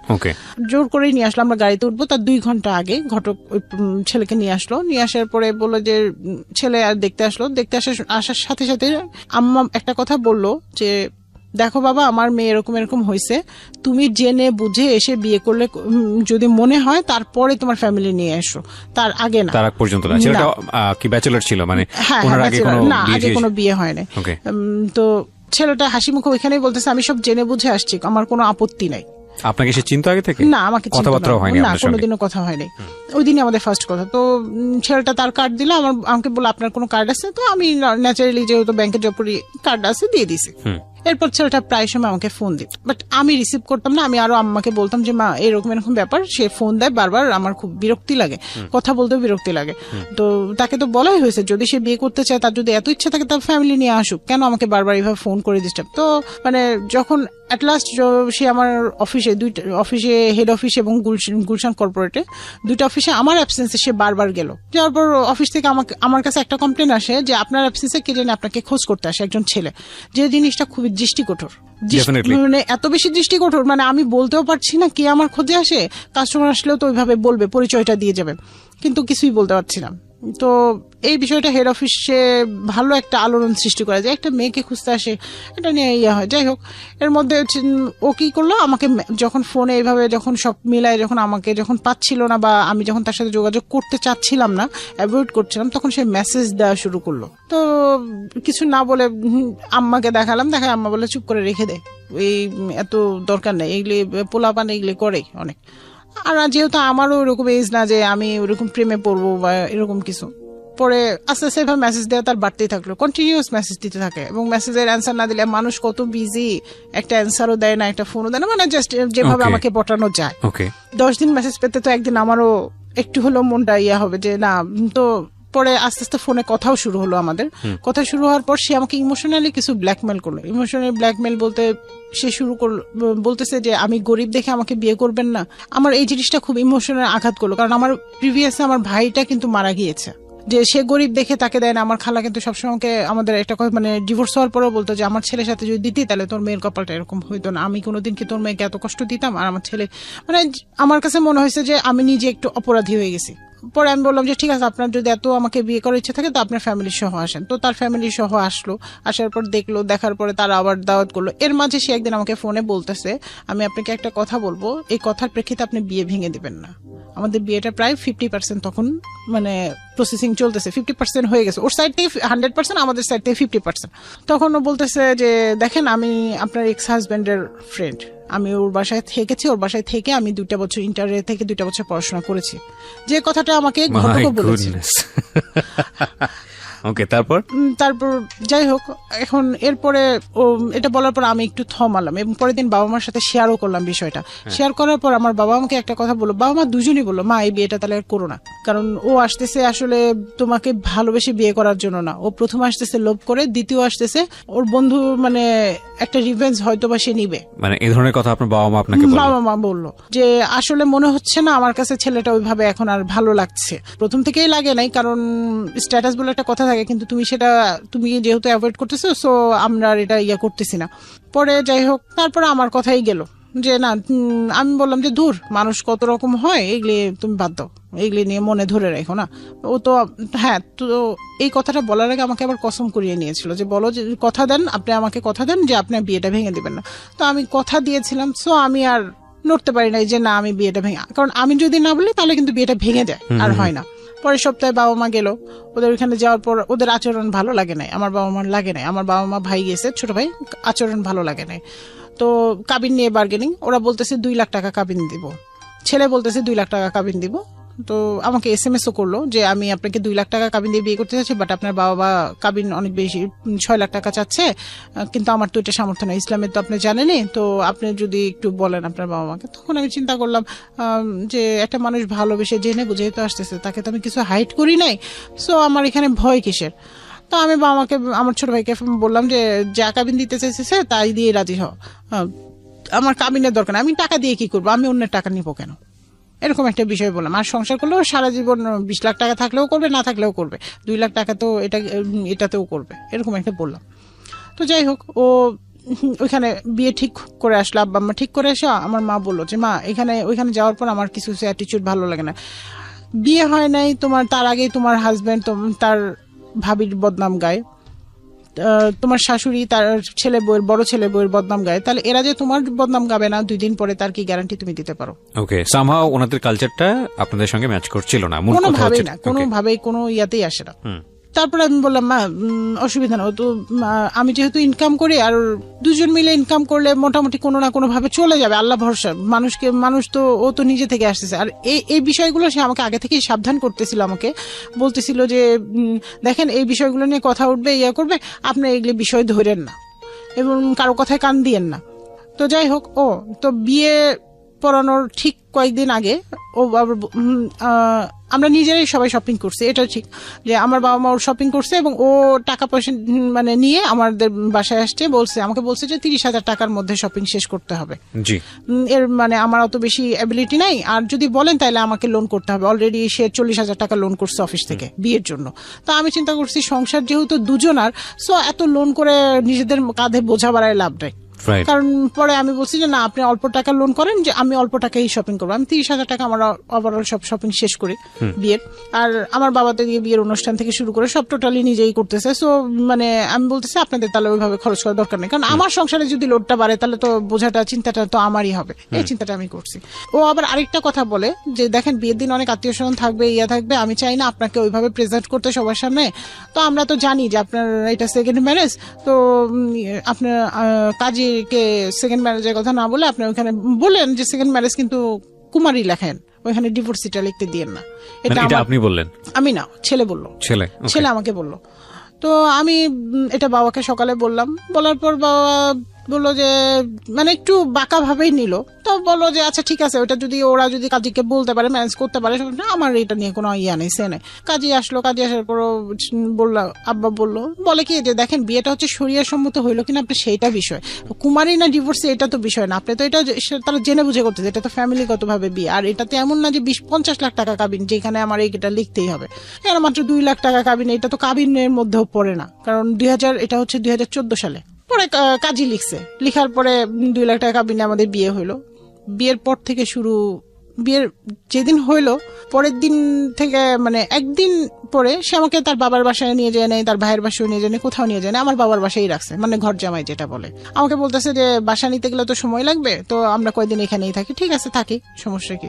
তো এরপরে আব্বা দিল ফার্নিচার কেনার জন্য কিছু টাকা, যে ঠিক আছে যেহেতু তোমরা আমাদের সাথে আসো আপাতত কিছু ফার্নিচার নিয়ে আসো, যেটা দিয়ে অন্তত চলো, এরপরে তো আমি তো ফার্নিচার পরে দিব, সেটা ওদের সামনে আর বলে নাই, আব্বা বললো, আমাকে বললো। তো 50,000 টাকার মতো দিল, এটা দিয়ে আমরা খাট ছিল, স্টিলের শোকেস, একটা আলমিরা এলে মানে টুকটাক আর কি, যেটা কাপড় চোপড় রাখার জন্য একান্তই দরকার। আমি বললাম যে তোমার মা অসুস্থ, তুমি এখানে আসো, ঠিক আছে তুমি যাচ্ছ, তাহলে আমিও তোমার সাথে তোমার ভাইয়ের বাসায়। বলে ভাইয়ের বাসায় পরিবেশ ভালো না, তুমি যে থাকতে পারবা? আমি বলি হ্যাঁ পারবো না কেন, বিয়ে যখন করছি তখন তো থাকতে হবে, সব জায়গায় মানিতে হবে। গেলাম ভাইয়ের বাসায়, যেয়ে দেখলাম এক রুম, ওরকম ভাবে মানে না মানে বস্তিতে এক রুম নিয়ে মানে তাকে থাকতে দিছে। যাই হোক, সেটা যার যার পার্সোনাল ব্যাপারে, এখানে আমার বলার কিছু নাই। আমি জোর করেই থাকলাম, বলতে গেলে ওর সাথে জোর করে গেলাম এবং জোর করে থাকলাম। ওখান থেকে আসার পরে আমাকে বলতেছে যে এরকম দেখো ভাবি না একটা জিনিস বাঁকা চোখে নিচ্ছে। কি বাঁকা চোখে নিচ্ছে? মাত্র 50,000 টাকা দিছে আব্বা কেনাকাটার জন্য। এই জিনিসটা ভাবি খুব বাঁকা ভাবে নিছে, ভাবি আমাকে ভাইয়ের সামনে কেমন ইনসাল্ট করছে, এরকম বলতেছে। তো আমি বলতেছি যে দেখো এইটা নিয়ে তো এত বেশি ম্যাটার হওয়ার বিষয় না। আর ভাবি, যে ভাবির এত বদনাম গেছো, সেই ভাবি নিয়ে এখন এত মাথা ব্যথা কেন? ট্রু, ভাবি তো খারাপ। তুমি বলে হ্যাঁ আসলে ভাবি খারাপ, তখন গেল অ্যাভয়েড করলো। মানে আমাকে শোনায় নিল, আগে শোনায় নিয়ে পরে হ্যাঁ, তারপরে গেল। এটা যাওয়ার পর একদিন পরে এসে বলতেছে আমার অফিসে ভালো বিহেভ করতেছে না বসেরা, লোনটা শোধ করে দিতে হবে। লোনটা শোধ না করলে বসেরা ভালো বিহেভ করতেছে না। 40,000 টাকা তার যেটা লোন আছে। তো ভাইয়া এটা জানছে, যাই না ভাবি বলছে ভাবির বাপের বাড়ি থেকে 30,000 টাকা নিয়ে এসে সেটা সেটা দিয়ে অন্তত লোনটা ক্লোজ করতে। আমার কাছে খুব আশ্চর্য লাগলো, যেই ভাবি এত খারাপ ছিল সেই ভাবির বাপের বাড়ি থেকে 30,000 টাকা, যেভাবে ভাই এত টাকা থাকা সত্ত্বেও বিয়ে করার মানে বিয়ের সময় 1 পয়সাও দিল না। ইভেন বউকে, যে নতুন বউকে একটা গিফট দিতে হয় সেটাও দিল না। মানে কি বলবো, বলার এখানে আসলে নিজের কাছে খুব আশ্চর্য লাগছে জীবনের। তো আমি বললাম যে এটা তো আমার দৃষ্টিতে ভালো না, যে ভাবি কেন দিবে? ভাইয়ের থাকলে ভাই যদি দেয় সেটা আলাদা বিষয়, ভাই দিবে না, ভাবি কেন বাপের বাড়ির টাকা এনে দিবে? তো পরে আমি বললাম যে যেহেতু যে বিয়ের গিফট থেকে টাকা উঠছিল, আমার কাছে প্রায় 10-15 হাজার টাকা ছিল, সব মিলে ওর হাতে 20,000 টাকা তুলে দিলাম। দিয়ে বললাম যে এটা তুমি দিয়ে দাও, দিয়ে আর বাকি 20,000 টাকা আস্তে আস্তে প্রত্যেক মাসের স্যালারি থেকে দিব, এটা বললাম। আমরা কোথাও ঘুরতেও গেলাম না, কোথাও না, আমার বাবার বাড়িতেই থাকা। এর মধ্যে এখন আমি বলবো ওকে যে প্রেশার ক্রিয়েট করবো, বাসা নাও, তো টাকা কই? বাসা ভাড়া নিতে গেলেও তো টাকা লাগবে, অ্যাডভান্স দিতে হবে, ইয়ে করতে হবে, টাকা না থাকলে কেউ তো আর বাসা দিবে না। তখন আম্মা বিষয়টা বুঝলো, তখন ও বলতেছে যে ও আমাকে বলতেছিল যে আমি বাইরে থাকি, তুমি এখানে থাকো। আমার কাছে বিষয়টা এরকম যে বিয়ে হয়েছে, ও এক জায়গায় থাকবে আমি এক জায়গায় থাকবে, এটা কেন? তখন আম্মা বললো ঠিক আছে, তোমরা যতদিন তোমাদের সমস্যা সলভ না হয় তোমরা এখানেই থাকো, যদি পারো কিছু কন্ট্রিবিউট করো তোমার শ্বশুরের সাথে, না পারলে না করো। প্রথম ওই যে লোনটা, যেহেতু লোনের টাকাটা মনে করেন আমি দিচ্ছিলাম না। এখানে আমার যেটা জানার, লোনটা আপনি শোধ করছেন কেন? কারণ তার স্যালারি হচ্ছে অনলি ফর 18,000 টাকা। হ্যাঁ, এখন ওটা দিয়ে তো কি ও বাবা মাকে দিবে না নিজের যাওয়া আসার খরচ চালাবে? থাকতেন কই? তখনও থাকতাম বাবার বাসায়। থাকতেন বাবার বাসায় থেকে হাজবেন্ডের লোন পরিশোধ করতেছেন। আর তারপরে আমি চিন্তা করতাম তো সংসার তো দুজনারই, ও একটা মানসিক টেনশনে থাকবে, তার চেয়ে ভালো দুজনে একটু লাইফটা আনন্দে কাটাই না। টাকা পয়সা তো দিলাম না হয়। কত টাকা দিতেন প্রতি মাসে? প্রথমে দিলাম হচ্ছে 20,000 টাকা। আচ্ছা। এরপরে মানে ওর স্যালারিটার থেকে 50% এর মতো, 50% কখনো 50% কখনো তার চেয়ে বেশি এরকম দিয়ে চলে আসে। মানে পুরোটাই বলতে গেলে একরকম অনেকটা মানে দিয়ে চলে আসে। আমি বলছি যে তোমার স্যালারি উঠায় আনার দরকার না, ওটা দিয়ে লোনটা হোক অ্যাডজাস্ট। আর আমি চালাচ্ছি আমি এদিকে ম্যাচিউর। সো ফার্স্ট নাইট তো তাকে রাত 2টার সময় 2:30টার দিকে ফোন দেওয়ার কোনো দরকার হয় না। একটা ম্যাচিউর যেহেতু আমরা, ভাবির সাথে রিলেশনও তো তার ভালো না, সেই ফোনটা নিল, সে আমাকে বোঝালো যে দেখো ভাবি তো এরকমই, ভাবি ওই যে মানুষের কিভাবে দ্বন্দ্ব লাগবে সেই বিষয়টাই কাজ করে, এরকম বললো, একটু বাঁকা করেই বললাম। তখন আমি ন্যাচারালি ওটা ভুলে গেলাম, অ্যাভয়েড করে গেলাম। যেদিন আমরা মানে যাব ওদের বাসায়, ওর ভাইয়ের বাসায়, যে দাওয়াত দিতে, আমার বাবা, আমার ছোট ভাই, আমি, আমার হাজবেন্ড, মানে আমরা সবাই মিলেই যাবো, একসাথেই যাব। তো সেদিন তার মোবাইলে আমি, ও দুজনই বিছানায় শুয়ে থেকে মোবাইলটা করতে করতে একটা রেকর্ডিং বের হয়ে যায়। রেকর্ডিংটা ছিল দেবর ভাবির কথা। এটা রেকর্ডিং করছে তাদের মেয়ে, ছোট্ট মেয়ে, আমার মানে আমাকে না জানিয়ে আমার অ্যাবসেন্সে মানে তাদের বাসায় যেত। তার ভাইও থাকতো না, তার দেবর ভাবি দুজন থাকতো, এবং দেবর ভাবির কিছু কথা মানে যেটা আমার কাছে এত খারাপ লাগে, এবং অ্যাট লাস্ট ওই কথার মধ্যে থাকে, ভাবি আপনি চিন্তা করেন না, আপনি তো আসেন সবসময় থাকবেনই, আমি তো এটারে বিয়ে করছি, এটা যদি আমার কথা না শুনে টাকা পয়সা না দেয় তাহলে কিলায় দাঁত ভাঙিয়ে দিব আর ছেড়ে দিয়ে চলে আসবো। এরকম কথা ছিল। এই ফোন রেকর্ডটা আপনি কিভাবে শুনলেন? এই ফোন রেকর্ডটা ওই যে ওর সামনে মোবাইল টিপতে টিপতে হঠাৎ গড গিফটেড বের হয়ে গেছে। ওর সামনে এটা বেজে হ্যাঁ গেছে? হ্যাঁ, ওর সামনে এটা বেজে উঠছে এবং ওর সামনে ও তখন মোবাইলটা, এটা যখন দাঁত ভেঙে দিব, দাঁত ভাঙা জবাব দিব, ছেড়ে দিব, এই কথাগুলো আসছিল, তখন ও মোবাইলটা আমার কাছ থেকে কেড়ে নিয়ে যায়। কেড়ে নিয়ে সাথে সাথে ডিলিট করে ফেলে। ডিলিট করে আমাকে বলে যে সরি, আসলে যারা ভালো হয় তাদের মনে হয় সামনে আল্লাহ ভাবে বের হয়ে যায়, এটা তো আমি আসলে জানি না। আমি ভাবিকে গেছিলাম, যে যেহেতু তোমার লামিয়াকে দেখতে গেছিলাম, ও ছোট, ও খুব কাঁদতেছিল আমার জন্য, আমি এই জন্য গেছিলাম, যে ভাবি বিভিন্ন কথা বলতেছিল, তো বলে আসছি যে ভাবি মনটা খুশি থাক, আমার কি, আমার তো এই ভাবিকে মন খুশি করার জন্য বলছি, এটা আবার লামিয়া রেকর্ড করে ফেলছি, তুমি এটা নিয়ে প্লিজ এরকম করো না, ভেবো না, কোনো টেনশন করো না, কোনো করো না। তারপর যাই হোক, এটা আমাকে বোঝাইলো। তখন আমি চিন্তা করলাম যে কারোর মধ্যে অশান্তি বা কোনো কিছু ধরে রেখে লাভ নেই, ঠিক আছে, আমি যদি একটা করি তো আমার বাবা মা আরো কষ্ট পাবে, কারণ আমার বাবা মা তো না করছিল, আমি তো শুনি নাই, আমার এই জিনিসটা আসলো। তো আমি চিন্তা করলাম যে দেখ, খারাপ যদি হয়ে থাকে, খারাপকেও তো মানুষ ভালো করতে পারে, আমিও চেষ্টা করে যাই, আমি তো খারাপ না, বা আমি তো কারোর সাথে খারাপ করি নাই। পরে ও আমাকে অনেক বোঝাইলো, করলো। পরে আমি হাত মুখ ধুয়ে ফ্রেশ হয়ে পরে সবার সাথে আমার ভাসুরের বাসায় গেলাম। ঈদ করার পরে আমরা সবাই ঘুরলাম ফিরলাম, আনন্দই করলাম। এভাবে আমি লোন পরিশোধ করে, মানে প্রায় শেষের দিকে চলে আসছিল লোন, ওই মাসে লোনের টাকাটা দিলেই প্রায় শেষ। তো তখন আমি আবার জানতে পারলাম, ও বলতেছে যে ফোনে আমাকে বলতেছে যে একটা কথা বলবো, তুমি রাগ করবা না তো? আমি বলছি কি বলবা, তুমি রাগ করার কি আছে? বলে যে তুমি শুনলে তো রাগ হবা। তো এরকম আমার আরো আগে, বিয়ের আগে 20,000 টাকা আরো বেশি লোন ছিল, বিভিন্ন প্রজেক্টে করছি, তখন টাকাটা রিটার্ন দেনে খরচ হয়ে গেছে সংসারের বিভিন্ন কাজে, তো আরো 20,000, তার মানে লোনটা বেড়ে দাঁড়ালো 40,000 থেকে 60,000। তাহলে এই 20,000 টাকাও পরিশোধ করতে হবে। ইন দ্য মিন টাইম ফোনের মানে ওদের কথোপকথন রেকর্ডটা আপনি শুনে ফেলছেন। আমি তো ওই যে মন খারাপ করলাম, তারপর মিলে যাচ্ছে আর কি। হ্যাঁ, সব মিলে যাচ্ছে। তো পরে যাই হোক, আমি মানে কি বলবো আসলে এই বিষয়গুলো, মানে বলার মতো, মানে কাউকে কিছু বলবো, সবাই বলবো যে শুরুতে তোমার এত যদি সমস্যা হয়, তাহলে আর বাকিটা জীবন কিভাবে চলবে, সবাই এরকম হয়তো বা বলবে, বা কিছু না কিছু হয়তো বা বলবে, এই জন্য আর কাউকে কিছু না বলে এইভাবে চলতে থাকলো। আর বাবা আমার বাসায় থাকলাম, ওই টাকাটাও আমি বললাম যে ঠিক আছে, তাহলে আমি এই টাকাটাও করতেছি। এইভাবে মানে দুইজন লোন টোন শোধ করার পরে আমি ডিসেম্বরের দিকে, আমার বিয়ে হয় সেপ্টেম্বর, ডিসেম্বরের শেষের দিকে 25 তারিখে আমাদের স্যালারি হয়। তো শেষের দিকে আমি বললাম যে এবার, তার এর মাঝে আমার শাশুড়ি একদিন ফোন করে, শ্বশুর শাশুড়ি দুজন একদিন ফোন করে বলতেছে, মা দেখো আমাদের এরকম বড় ছেলের বাচ্চা হতে নিয়ে একটা প্রবলেম হয়েছে, প্রায় 7-8 বছর পরে তাদের মেয়ে কনসেপ্ট করছে, বাচ্চা হয় না, তো তুমি এই ভুলটা করো না, তুমি আমাদের একটা বংশধর দেখাও। তখন তার ছেলের ঘরে একটা নাতনি ছিল, নাতিটাতি ছিল না। তো আমার শ্বশুরের একটা চাহিদা যে আমাকে একটা বংশধর দেখাও মা, আমিও চাই তোমার ঘরে একটা সন্তান আসুক।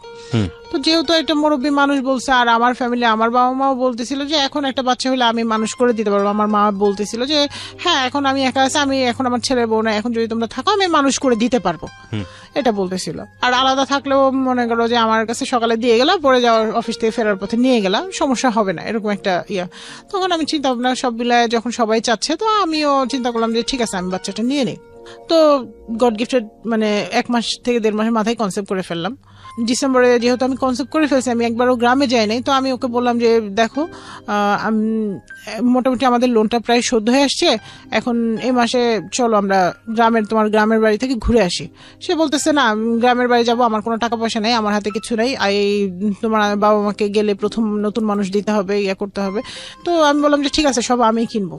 এই বলে আমি নিজে ওর সাথে যে আমি সবার আত্মীয় স্বজন, মানে যার যা কেনাকাটা করা, প্লাস হচ্ছে বাজার করার জন্য আলাদা করে টাকা রাখা, সব কিছু করে ওর হাতে দিলাম, হিসাব করে, আলাদা আলাদা হিসাব করে, এই 5,000 দিয়ে এই শপিং, এই 5,000 দিয়ে এই খাবার দাবার, এইভাবে হিসাব করে তার হাতে দিলাম।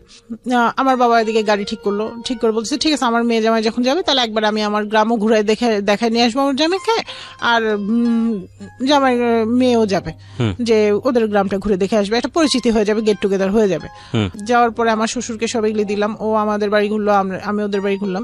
যে ভাইয়া বিশ্বাস করবেন, আমি যে ওইখানে যা দেখি ওদের বাড়িতে, মানে আমার মামা এই কথাটা আমাকে বলছিল দেখে, যে তুমি আসলে এখানে দিও না, কিন্তু ওই যে আমার আমার ফ্যামিলি দিল।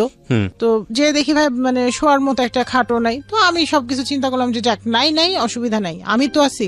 তো আমি বুঝলাম যে ওর ওইখানে যেহেতু গ্রামে, মানে সবাই, মানে এই জন্য আমাকে নিতে চায় না, যে নিলে তার পরিবেশটা আমি জেনে যাবো, সব মিলায় তাকে আমি ওইভাবে হয়তো বা ট্রিট করবো, সব মিলে সে নিতে চায় না, এবং তার মানে সবার সামনে তার ইমোশনটা বোকা বোকা, মানে সবাই জানে খুব ভালো ছেলে, কিন্তু তার যে ক্যারেক্টার বা তার যে টাকা পয়সার চাহিদা বা সেটা তো শুধুমাত্র আমি জানি।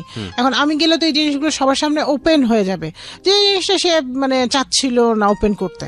পরে যাই হোক, আমি ওইখান থেকে আমরা আবার একদিন থেকে 2 দিন পরে আমরা আবার ঢাকায় ব্যাক করে অফিস টফিস সবাই শুরু করি। এর মধ্যে আমি তার মানে সে বলতেছিল আমার এই চাকরিটা ভালো লাগতেছে না, এখানে চাকরি সুইটেবল না, আমাকে অন্য কোথাও, মানে তার ডিমান্ডই কিছু মানে ভালো চাকরি দাও। তো আমার বাবা বললো, তা তুমি আমার মেয়ের ব্যাংকে জব করবা? তো বললো যে হ্যাঁ করবো, ব্যাংকে জব করবো, কোনো সমস্যা নেই। তো আব্বু ওইভাবে ট্রাই করতে থাকলো যে ঠিক আছে দেখি ব্যাংকে যদি হয়, লবিং টবিং ধরে যদি হয়, এরকম চিন্তা ভাবনা করলো।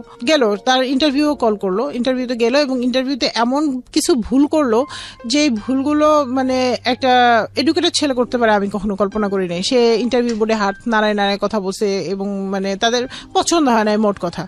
পরে ওরা এটা ওকে ডিনাই করলো যে না আসলে ও তো যোগ্য না। যাই হোক, পরে আমি বললাম যে ঠিক আছে, এখানে যেহেতু সমস্যা হয়েছে আরো অনেক জায়গায় পরীক্ষা দিবা, তুমি এখান থেকে শিখে তুমি পরে অন্য জায়গায় আরো ভালো বেটার করবা। ও মাঝে মাঝে বলো দূর আমার ভালো লাগে না, আমাকে সুইসাইড করতে মন চায়, মনে হয় যে ট্রেনের নিচে মাথা দেই, জীবন ভালো লাগে না। মানে আমার কাছে এসে খুবই ফ্রাস্ট্রেশন, মানে আমাকে ভালোবাসবে, আমি যেহেতু একটা প্রেগনেন্ট, ভালোবাসবে কোথায়, আমাকে এসে ফ্রাস্ট্রেশন দেখায়। আচ্ছা, তো আমি নিজে এইভাবে জব করি, পারলে বাবা মার সাথে কিছু কন্ট্রিবিউট করি, না পারলে নাই। ও মানে ওর টাকা লোন পরিশোধ শেষ, সব শেষ, এগুলি পার্ট শেষ। এরপরে ওর বাবার ক্যান্সার ধরা পড়লো। ওহো, এটা আরো একটু মানে আমার শ্বশুর যেহেতু ক্যান্সার ধরা পড়ছে, আমারও খারাপ লাগছে যে একটা মানুষ অসুস্থ, তো ওনার ট্রিটমেন্ট চলতেছে। তখন আমার 3 মাস, বেবি পেটে 3 মাস। তো আমি কি করলাম, একদিন তাকে মানে সে বেতন পাইলো, আমি কখনো আমার শ্বশুর শাশুড়িকে কিছু দিবে সেটার জন্য আমি কোনোদিন কথা বলিনি, কিন্তু আমি তাকে জিজ্ঞেস করলাম যে তুমি কালকে স্যালারি পেলে, যেহেতু এই পর্যন্ত আমি তার সব দায়িত্ব পালন করে আসছি, তো তুমি স্যালারি পাইলা, কয় টাকা কি খরচ করলা, কারণ এখন তো লোন নাই, টাকাটা কোথায় কিভাবে খরচ করলো আমি সেটা হিসাবটা চাইলাম, কয় টাকা খরচ করলে কি। সে আমাকে হিসাব দিল না, উল্টা মানে আমার বেবি পেটে আছে আমাকে ধাক্কা দিয়ে ফেলে দিল। এই প্রথম গায়ে হাত তুললো? হ্যাঁ, মানে ধাক্কা দিল যে তুমি সরে যাও, তুমি এগুলি জিজ্ঞেস করতেছো কেন। রাব্বি আম্মা আবার ওটা দেখতে পেয়ে আম্মা বললো কি, মানে আম্মা মানে হচ্ছে আপনার শাশুড়ি? আমার মা। আপনার মা? হ্যাঁ, মানে যেহেতু আমাদের বাসায় আছে, আম্মা যে কোনো কারণে মানে আপনার বাসায় আপনার গায়ে এরকম ধাক্কা দিল? হ্যাঁ, সে দিল। দেওয়ার পর সে কি করলো, দিয়ে আম্মা দেখতে পেয়ে আম্মা আবার বললো কি, বাবা তুমি বাইরে কোথায় যাচ্ছিলে, সেখানে যাও, ঘরে কথা কাটাকাটি করো, ওটা এরকম একটু বললো। আমি বললাম যে প্লিজ তুমি এখন এই মুহূর্তে যাও না, তুমি বসো। তুমি পরে ও একটু বসে ও চলে গেল, ওর কাজে ও চলে গেল, ও আর আমাকে হিসাব দিল না। তো আমি যেহেতু সে ধাক্কা দিচ্ছে, আমি ওকে একটা কথা দিলাম যে আমি আজকের পর থেকে কসম করতেছি যে তোমার টাকা পয়সা তুমি কি করবা না করবা সেই হিসাবটা আমি আর কোনোদিন চাইবো না, কারণ যেহেতু তুমি আমার বেবি পেটে আমাকে ধাক্কা দিয়ে ফেলে দিছো, আমার একটা ইনসিডেন্ট হতে পারতো। তারপরে আম্মা, ওই দিন আমি সারাদিন শুয়েছিলাম, আম্মা ডাক্তারের কাছে আমাকে নিয়ে গেল, ও আমার কোনো খোঁজও নিল না যে আমার ওয়াইফ কেমন আছে কি আছে, বা ডাক্তারের কাছে নিল বা ডাক্তার কি বললো না বললো, কোনো কিছু না। আম্মার নিজের পকেটের পয়সা দিয়ে চিকিৎসা করে আসলো, কারণ আমার টাকা মনে করেন ওইভাবে আর নেই, আমার যাওয়া আসা সব মিলে অত মানে আর থাকে না আমার হাতে যে আমি ডাক্তার দেখাবো বা এক্সট্রা কোনো খরচ করবো। ইভেন আমার খাবারটাও আমার বাবাই কেনে, এক্সট্রা যে খাবারটা সেটাও আমার বাবা কেনে। আমার হাজব্যান্ড কোনোদিন এনেও বলে না যে এটা আমি আমার ওয়াইফের জন্য আনছি বা এটা সেটা। তো যাই হোক, এরপরে 1 মাস পরে আর 1 মাস পরে, ওটা ছিল মার্চ মাসে, সে কি করলো, আমার সাথে ফোনে আমি ফোন দিছি যে কখন কি অবস্থা, বাসায় কখন আসবে। ফোনে আমাকে এত নোংরা ভাষায় গালাগালি করলো, আর তোর বাসায় আমি যাবো না, আমার এভাবে বলতে, তোর বাসায় আমি যাবো না তুই। আর ওর মুখের ভাষাটা খুবই জঘন্য খারাপ ছিল, যে গ্রামের ছেলেরা যেরকম আর কি জঘন্য ভাষায় গেলে সেইগুলোই করতো। আম্মা ও বাসায় গেছে, আম্মা ফোন দিছে যে ও এরকম বাসায় আসছে, তো এটা আমাকে জানাই দিল যাতে আমি টেনশন না করি। আমি বাসায় আসার পরে সে আমার সাথে শুরু করলো, তা আম্মা আবার এসে অনেক বুঝাইলো, দুজনকেই বুঝাইলো যে দেখো তোমরা তো জেনে বুঝে বিয়ে করছো, তোমাদের তো কেউ জোর করে বিয়ে দেয় নাই, আর কেউ ইয়াও করে নাই, ফোর্সও করে নাই, আর ওর যে সিচুয়েশন সেই সিচুয়েশনে যদি তোমরা এরকম ইয়া করো। তো যাই হোক বুঝাইছে। পরের দিন কি করলো, ও সকালবেলা উঠেই ওর ব্যাগপত্র এবং ওর সার্টিফিকেট, ওর টাকা পয়সা আর ওর কাপড় চোপড় সবসময় আব্বা ইস্ত্রি করে নিয়ে আসতো, আব্বার কাপড়ের সাথে আব্বা, ও কোনোদিন একদিনও নিজের কাপড় নিজে ইস্ত্রি করে নাই বা নিজে নিয়েও যায় নাই। আমাকে বললো যে আমার কাপড় চোপড় দাও, তা আম্মা বললো যে ও যে ইস্ত্রি করে আসছে, ব্যাগটা নিয়ে এসে আম্মা আবার বের করে সুন্দর মতো ইস্ত্রি করার কাপড়গুলো দিয়ে দিল, যে ওর কাপড় ও চাচ্ছে, ও নিয়ে হয়তো বা আমাকে বলতেছে আমি ইন্টারভিউ দিতে যাবো একটা, ওইখানে আমার গাজীপুর যাবো, আমি 2 দিন পরে আসবো, এটা বলতেছে। আমি বিশ্বাস করে আমি বললাম যে ঠিক আছে, আমার শ্বশুরকে আমি জানাই দিলাম। ও বাসা থেকে বের হয়ে গেল, যার পর আমার শ্বশুরকে বললাম, বলার পর বললো আচ্ছা ঠিক আছে, ও কি করলো, ও গাজীপুর গেল না, ইন্টারভিউ দিতে গেল না, ও ভাইয়ের বাসায় গেল। ভাইয়ের বাসায় যে বসে আছে, বসে থেকে আমাকে ফোন দিছে, বলছে যে তোমার বাসায় আমি আর যাবো না, যদি যাই তো তোমার বাবা মা আমাকে একটা মোটরসাইকেলের 2 লাখ টাকা দিবে। মোটরসাইকেল দিবে সেটা আলাদা বিষয়, কিন্তু মোটরসাইকেলের জন্য 2 লাখ টাকা দিবে এটা কেমন বিষয়? আমার তো 50,000 টাকা দিলেও মোটরসাইকেল কিনতে পাওয়া যায়, যদি এতই মোটরসাইকেল আমাদের দরকার হয়। আর আমাদের তো মোটরসাইকেলের দরকার নাই, আমি মোটরসাইকেল দিয়ে কি করবো যেখানে আমরা ইয়ে করতে পারতেছি না। মানে তার শর্তই এটা, মোটরসাইকেল দিতে হবে এখন, মানে মোট কথা হলে টাকার দরকার তার। তখন আমার মা দেখলো যে মেয়েটা তো খুব খারাপ অবস্থা। এদিকে আমার শ্বশুর শাশুড়ির সাথে কিন্তু আমি কন্টিনিউস ঘন্টার পর ঘন্টা ফোন দিচ্ছি যে মা আপনার ছেলেকে বোঝান, আসতে বলেন, বাসায় আসতে বলেন, এইরকম অবস্থা, আমার শরীরে একটা ক্ষতি হয়ে গেলে তখন কে রেসপন্সিবিলিটি নেবে? সে বাসায় আসলো না, ইভেন আব্বার হাতে ফোন দিলে আব্বার ফোনও ধরলো না। পরের দিন সে আমাকে ফোন দিয়ে বলতেছে যে ঠিক আছে, আমার শ্বশুরও বলছে, আগে আমার শ্বশুর শাশুড়ি বলছে, আমার ফোন রাতে আব্বা অফ করে দিছে, যে এত কথা বলে এত লোড নিলে আমার মেয়েটা তো বাঁচবে না, কারণ একটা অ্যাক্সিডেন্ট হইলে তো দুইটাই যাবে। তো পরে আর ওই সময় আমার এমন মানে অস্থির লাগতো, মানে আমি নিজেও স্থির থাকতে পারতাম না, মানসিক একটা প্রেশার। সকালবেলা আমার শ্বশুর আম্মার মোবাইলে ফোন দিল, আমার ফোন বন্ধ পেয়ে ফোন দিল, দিয়ে বলতেছে যে মা যাই হোক অনেক কিছু হয়েছে, তুমি একটু তোমার মারে নিয়ে বা তোমার বাবারে নিয়ে যাও, যাই আমার ছেলেরে নিয়ে আসো, ভাইয়ের বাসায় যে নিয়ে আসো, আমার ছেলে বোকা, বয়স নেই তো, আর শ্বশুর বাড়ি থেকে রাগ করে গেছে, লজ্জায় আসতে পারতেছে না। তো আব্বা বলে ঠিক আছে আসতে পারতেছেন, তাহলে তোমার ছোট ভাইরে পাঠাই, আমাদের যাওয়ার দরকার নেই, তোমার ছোট ভাইয়ের সাথে চলে আসবে, সে তার যদি এতই লজ্জা থাকে। তখন ও বলে যে ও আমাকে ফোনে বলতেছে যে দেখো তোমার ছোট ভাই আসলে আসবো না, তুমি আর তোমার মা অথবা তোমার বাবা যে কোনো একজন আসতে হবে। তো গেলাম আমি, আমার মা বললো যে ঠিক আছে যা হয় হবে, কি বলে সেটাই শুনি, যাই কি হয়েছে দেখি কি বলে, কারণ আমার মেয়ের জীবন আগে না আমার অন্য কিছু আগে। গেল, যাওয়ার পর সেখানে যাওয়ার পর তার ভাবি তো অসংখ্য মানে উল্টাপাল্টা কথা শোনাইলো আমাদের, অনেক কথা যেটা মানে বলার মতো না। আমার দেবররে কি দিছেন, আমার কি দিছেন, আপনাদের সাথে বিয়ে দিছি দেখে আমার দেবররে এরকম নির্যাতন করতেছেন, শারীরিক মানসিক টর্চার করতেছেন, মানে অনেক কথা, আরো কথা বললো। আমাদের যত অকথ্য ভাষায় গালাগাল করা যায় তার ভাই শুনলো, সেও শুনলো।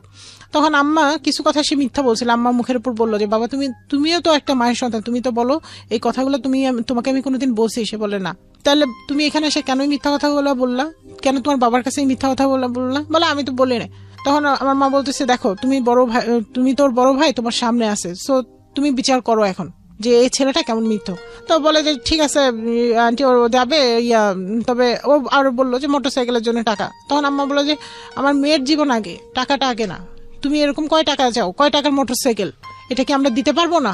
তোমার এই যে চাকরি লাগতেছে, এটা লাগতেছে, ওইটা লাগতেছে, তোমার সারাক্ষণ প্রবলেম, এত সমস্যা থাকলে আমরা কিভাবে ইয়ে করবো? ঠিক আছে তোমার এই যখন সাথে আরেকটা বললো আমি কোনো সংসার খরচ দিব না, যা সংসার খরচ লাগবে আপনার মেয়ে চালাবে, এটা সামনাসামনি বলে দিল, সামনাসামনি বললো। আমার মা সবকিছু মেনে বললো যে ঠিক আছে তোমার 1 পয়সা দেওয়া লাগবে না, আর টাকা ওইটা মোটরসাইকেলে তো ঠিক আছে ওইটা আমি দিব, বাসায় আসবো। পরে বাসায় আসলো, আসার পর মানে খুব ভালো মানুষ, তখনকার বিহেভটা অনেক ভালো। তখন সে আমাকে বললো সরি আমি অনেক ভুল করছি, আমি চলে গেছি, আমি সরি এরকম বললো। ইভেন আমার মার হাত ধরে ক্ষমা চাইলো যে আমি না বুঝে অনেক কথা বলে ফেলছি, ভুল করছি, ক্ষমা চাইলো। আম্মা বললো যে যেহেতু ছেলে হইলো তো ক্ষমা করতাম, অসুবিধা নেই, ঠিক আছে তোমরা যদি হ্যাপি থাকো দ্যাটস অল। পরে আম্মা 2 লাখ টাকা দিয়ে দিল। এরপরে ওর ফার্মাসিউটিক্যালসের চাকরি হয়ে গেল। যখন মানে চাকরিটা পেলো, মানে তখন আমার সাথে আরেকটু দুর্ব্যবহার, মানে তার তো ভালো কিছু হয়ে গেছে, এখন তার আমার সাথে দরকার নেই, আমার সাথে দুর্ব্যবহার। ইভেন আমার বাচ্চা হওয়ার টোটাল খরচ কিন্তু আমার বাবা বেয়ার করছে, সে 1 পয়সাও দেয় নাই। বা ইভেন তার ভাই বা সে, তার কাছে আমি নিজের টাকা দিয়েছি, নিজে 5,000 টাকা দিয়ে বলছি যে কোনো কিছু যদি লাগে তোমার কাছে, যেহেতু তুমি এই মুহূর্তে চাকরি ছেড়ে দিছো, হয়তো টাকা পাচ্ছ না, তো এই টাকাটা তুমি রাখো, যদি আমার প্রয়োজনে কিছু লাগে বা কোনো কিছু লাগে। সে সেই টাকা দিয়ে কি করছে, সেই টাকা দিয়ে তার অফিস কলিগদের সাথে রেস্টুরেন্টে খাইছে, বাট আমার বাচ্চা বা আমার জন্য বা একটু মিষ্টিও নিয়ে আসে নাই, সেও না তার ভাইও না, কেউ না। That's very sad. হ্যাঁ কেউ না। আমার এত খারাপ লাগলো। শুধু তাই না, আবার কি করলো সেদিন আপেল কিনে নিয়ে আসছে, নিয়ে এসে কেটে, যেহেতু প্রথম ছেলে আমার শাশুড়িকে আমি সাথে রাখছি, প্রথম থেকে আমার বাবা মা তাকে নিয়ে আসছে, ইভেন সে আমার সাথে হসপিটালে আসেও, সে একটা আপেল কাটছে, আপেল কেটে তার মাকে বলতেছে খাও, আমার বাবাকে বলতেছে খাও, কিন্তু আমার মাকে আমি ওখানে শুয়ে দেখতেছি, আমার মাকে একবারও বলতেছে না যে মা তুমি নাও। এগুলো খুব দুঃখজনক, মা তুমি নাও, এটা বলতেছে না। তো আমার মা নিজে থেকে সে যে ওই প্লেট থেকে একটা আপেলের টুকরো নিয়ে সে খাইলো। তবে আমার এটা ভালো লাগছে যে আমার মা ওটা বুঝতে দেয় না, আমার মা বুঝছে হয়তো আমার মেয়েটা বুঝলে কষ্ট পাবে। তো এটা আমি একসময় আমার হাজবেন্ডকে বলছিলাম, সে অস্বীকার করছিল, বলে না আমি সবাইকে বলছি। তো যাই হোক, বাচ্চা হওয়ার পর এরপরে বাচ্চা হইলো, সে কি করলো, চাকরি পাওয়ার 1 মাস এখান থেকে বাসা থেকে অফিস করলো, ওর অফিসে গাড়ি দিয়ে যায় নিয়ে যায়। 1 মাস পরে সে চলে গেল। যাওয়ার পর বলতেছে যে শোনো, তুমি যদি আমার সাথে সংসার করতে, আমি আর ওইখানে যাব না, আমার ওইখানে সংসার করতে ভালো লাগে না, তুমি আমার সাথে সংসার করতে চাইলে গাজীপুর চলে আসো। আমি বললাম ঠিক আছে, আমি গাজীপুরে সংসার করবো, বাচ্চা নিয়ে আমি গাজীপুরে আসবো, তুমি ওইখানে বাসা নাও। ওর ওই যে কথায় কথায় ওর একটা ছিল যে আমি তোমার সাথে সংসার করবো না, আমি চলে যাবো, বাচ্চা হয়েছে কি, বাচ্চা দিয়ে তুমি আমি আটকাইতে পারবা, এটা বলতো। ও বললো আমি গাজীপুর বাসা না। আমি বললাম গাজীপুরেই আমি যাবো, আমি গাজীপুর, কারণ আমার তখন চাকরির হচ্ছে শুরুর পর্যায়ে, মানে আমি পার্মানেন্ট না তখন, তো যার ফলে আমি এই চাকরি ছেড়ে দিলে আমার কোনো নাই, ওরকম না। যে আমার কথা হচ্ছে তুমি যদি স্বাবলম্বী হও তাহলে তোমার টাকায় আমি চলতে পারবো, আমার কোনো সমস্যা নাই। ও তখন বলতেছে, যখন দেখলো যে আমি বাসা নেওয়ার জন্য প্রেসারাইজ করতেছি, তখন বলে যে, তখন কয়েকদিন যাওয়ার পর বলতেছে ঠিক আছে এখানে বাসা নিলে বাচ্চা কে দেখবে। আমি বলি চাকরি ছেড়ে দিব, তোমার আর নইলে তুমি যাকে পারো তাকে দিয়ে বাচ্চা দেখায় মানুষ করবো, আমার তো একটা সমস্যা নেই। তো বলতেছে যে না ঠিক আছে, আব্বা বলছে বাসা নিতে না করছে, আব্বার চিকিৎসা অনেক খরচ, ঠিক আছে বাসা নিবো না, ওইখানেই থাকে, আমি আসতেছি। এই বলে সে আসলো। আসার পরে সে তার মানে যা বেতন পাইলো সেটা নিয়ে আসলো। নিয়ে আসার পরে সে বলতেছে যে আমাদের মা ছেলেকে কিছু শপিং করে দিল, দিয়ে সে সব টাকা নিয়ে বাড়ি চলে গেল। বললো কিছু টাকা বাড়ি আগেই পাঠাই দিছে, বলতেছে যে এই টাকা দিয়ে কোরবানি দিব। আমি বললাম যে ঠিক আছে, তাহলে আমি তো অসুস্থ, আমি যেতে পারছি না, তুমি ছেলে তুমি যাও, গত ঈদ আমার সাথে করছে, ঈদ তোমার বাবা আমার সাথে করো। তো ও বাড়ি চলে গেল। যাওয়ার পরে আমি আশা করতেছিলাম যে পরের দিন আমার হাজবেন্ড যেহেতু কোরবানি দিচ্ছে সেখান থেকে আমার জন্য কিছু নিয়ে আসবে, অবশ্যই আমি এটা হকদার, আমার সন্তান এটার হকদার। সে সেটা নিয়ে তো আসলোই না, উল্টা আরো আমার সাথে দেখা যায় আমার মানে আমি বাসায় এসে আমি ঈদ করলাম কি না, কি খাইলাম, কোনো খোঁজই নেই। মানে সে বাড়ি গেছে তার মতো, আমি আমার মতো। আমার জন্য এটা সকালবেলাটা আমি ওয়েট করতেছিলাম যে আমার হাজবেন্ড সকালবেলা ফোন করে বলবে যে ঈদ মোবারক, উঠে তুমি বাচ্চাকে রেডি করো, তুমি রেডি হও, মানে আমি এক্সপেক্ট করতেছিলাম। বাট এরকম কিছুই না। বিয়ের পর থেকে আমি অসংখ্যবার এগুলি নিয়ে বলছি যে দেখো তুমি তো কখনো আমাকে ফোন দাও না, খোঁজ নাও না, আমি কোথায় থাকলাম কি করলাম, তোমার এগুলি কোনো ব্যাপারই না। বলে চাকরি করা একটা শিক্ষিত এডুকেটেড মেয়েরে বিয়ে করছে, আমি কি কোনো বাচ্চারে বিয়ে করছি যে আমি সারাদিন ফোন করে করে খোঁজ নিবো, এরকম বলতাম বিয়ের আগে এত ফোন এত SMS, এখন বিয়ের পরে কিছুই নাই। বলে বিয়ের পরে এখন তো বউ হয়েছে, এখন তো আর তখন তো বিয়ে করার জন্য পটানো লাগছে, এই কথাটা আবার বলছে। সে কিছু নিয়ে আসলো না। পরে ঢাকায় আমার সাথে উল্টা আরো ফোনেই ঝগড়া হইলো কয়েকবার। ঝগড়া হওয়ার পর পরে সে ঢাকায় আসলো, বাসায় আসলো, আম্মার বাসায় আসলো, আমাদের সাথে আসলো, দেখা করলো। করার পর সে বলতেছিল যে আমি তাকে বললাম যে দেখো এটা কি আমি কি একটুও দাবিদার না, আমি কি এই তোমার প্রথম টাকায় কোরবানি হচ্ছে, এটা কি আমি দাবিদার না, আমি কি একটু হকদার না, তুমি আমার জন্য তো নিয়ে আসতে পারতে। বলে আমি অফিসে গেছি, অফিস থেকে কিভাবে নিয়ে আসবো, ও ভাবি নিয়ে আসছে, ভাবি বলছিল ভাবি নিয়ে আসছে, আমি ভাবির বাসা থেকে নিয়ে আসবো। এই বলে সে ভাবির বাসা থেকে নিয়ে আসলো।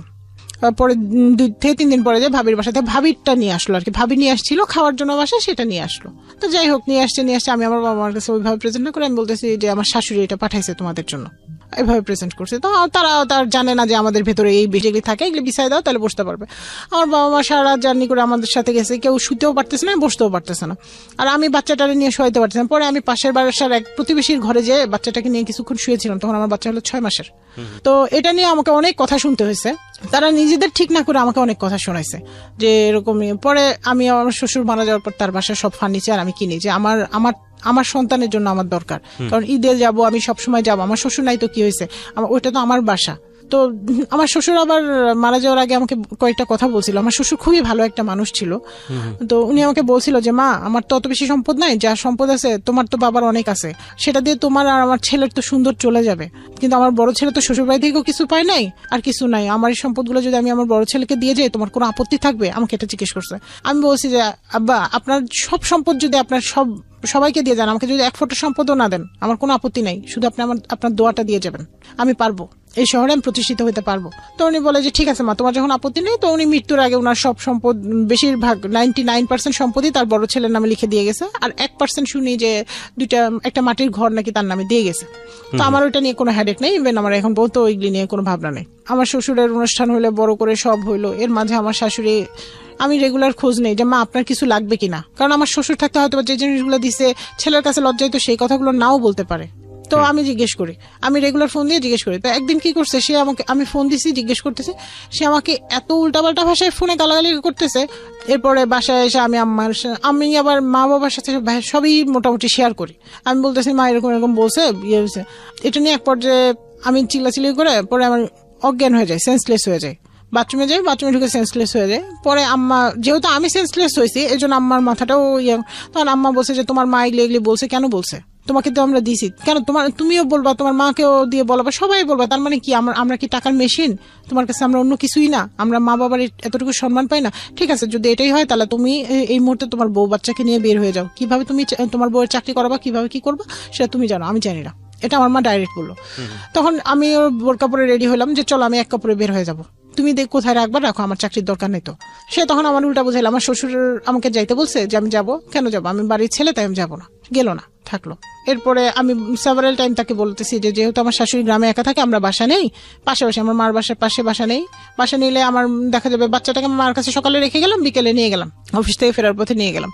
সে বলতেছে না, আমি বাসা নিলে গাজীপুর নিবো, আমার মারে নিয়ে গাজীপুর বাসা নিবো। আশ্চর্য, তোমার বউ চাকরি করে ঢাকা, তুমি খালি গাজীপুর টানো, গাজীপুর। মানে বউ বাচ্চার কোনো দায়িত্ব তার নেওয়ার কোনো ইচ্ছা নাই, নিতে বললেই মানে তার রাগারাগি উল্টাপাল্টা কথা। এভাবে চললো। ওই বলতেছে যে আমার এখান থেকে দূরে হয়, তুমি রামপুরের দিকে বাসা নাও। আমি বললাম যে খরচ কে দিবা? ও বলতেছে খরচ আমি দিতে পারবো না, তুমি দিবা, কারণ আমার এই যে টাকা পয়সা এগুলো যে বাবার অনুষ্ঠান করছে, এখানে অনেক প্রায় 1-1.5 লাখ টাকা খরচ গেছে, ভাইয়ের থেকে লোন করে নিছি, এগুলো ভাইকে দিতে হচ্ছে। তারপরে আরো অনেক কিছু বলে মানে সে নাকি তার টাকা ভাইকেই দিতে হয় শুনে। তো যাই হোক, এগুলো তো শুনলাম। শোনার পরে আমি ওখান থেকে ব্যাক করলাম। ব্যাক করে আমি বাসা দেখলাম, বাসা দেখে রামপুরা বাসাও নিলাম। নেওয়ার পরে রামপুরা বাসা নেওয়ার পরে সে আরো আসে না, বাসায় আরো আসে না। কিরে, তোমার জন্য আমি বাসা আগায় নিলাম, তুমি বাসায় আসো না, কেন আসো না? বলে আমার অফিসের অনেক কাজ। এর মধ্যে কি করলো সে, আমি ফোন দিয়ে সে আমার ফোন নাম্বারটা ব্লক করে রেখে দিছে, অন্য ফোন দিয়ে সেটাও ব্লক। সুতরাং আমি পারতেছি না কোনো মানে ওকে ট্রেস করতে। তো আমি ওর অফিসের কলিগের সাথে যোগাযোগ করে ওর সম্বন্ধে ইনফরমেশনটা নেই যে ও অফিসে না কি ব্যাপার কি। এতেও আরো ক্ষিপ্ত হয়ে আমার বাবাকে ফোন দেয়, বলে আপনার মেয়ে এই সেই, মানে দুনিয়ার কথা, নোংরা ভাষায় গালাঙ্গি। এটা তো এমনি তো রেগুলার চলতো, আর সেটা সেদিন থেকে আরো বেড়ে গেল। আমার বাবাকে বললাম ওর ভাইকে সহ ডাকো, ওর ভাই সহ আসলো। আসার পর সে এমন মানে আমার বাবা মার সাথে সামনে এমন নোংরা কথা বলতেছে, মানে যা বলার মানে বাহিরে। সে বলতেছে, তুই আমার মাকে বলতেছে, তুই আমার মা না, তুই কি আমার মা? তুই কেন বলিস বাড়িঘর করার কথা? আমার ছেলে রাস্তায় থাকবে, তোর সমস্যা কি?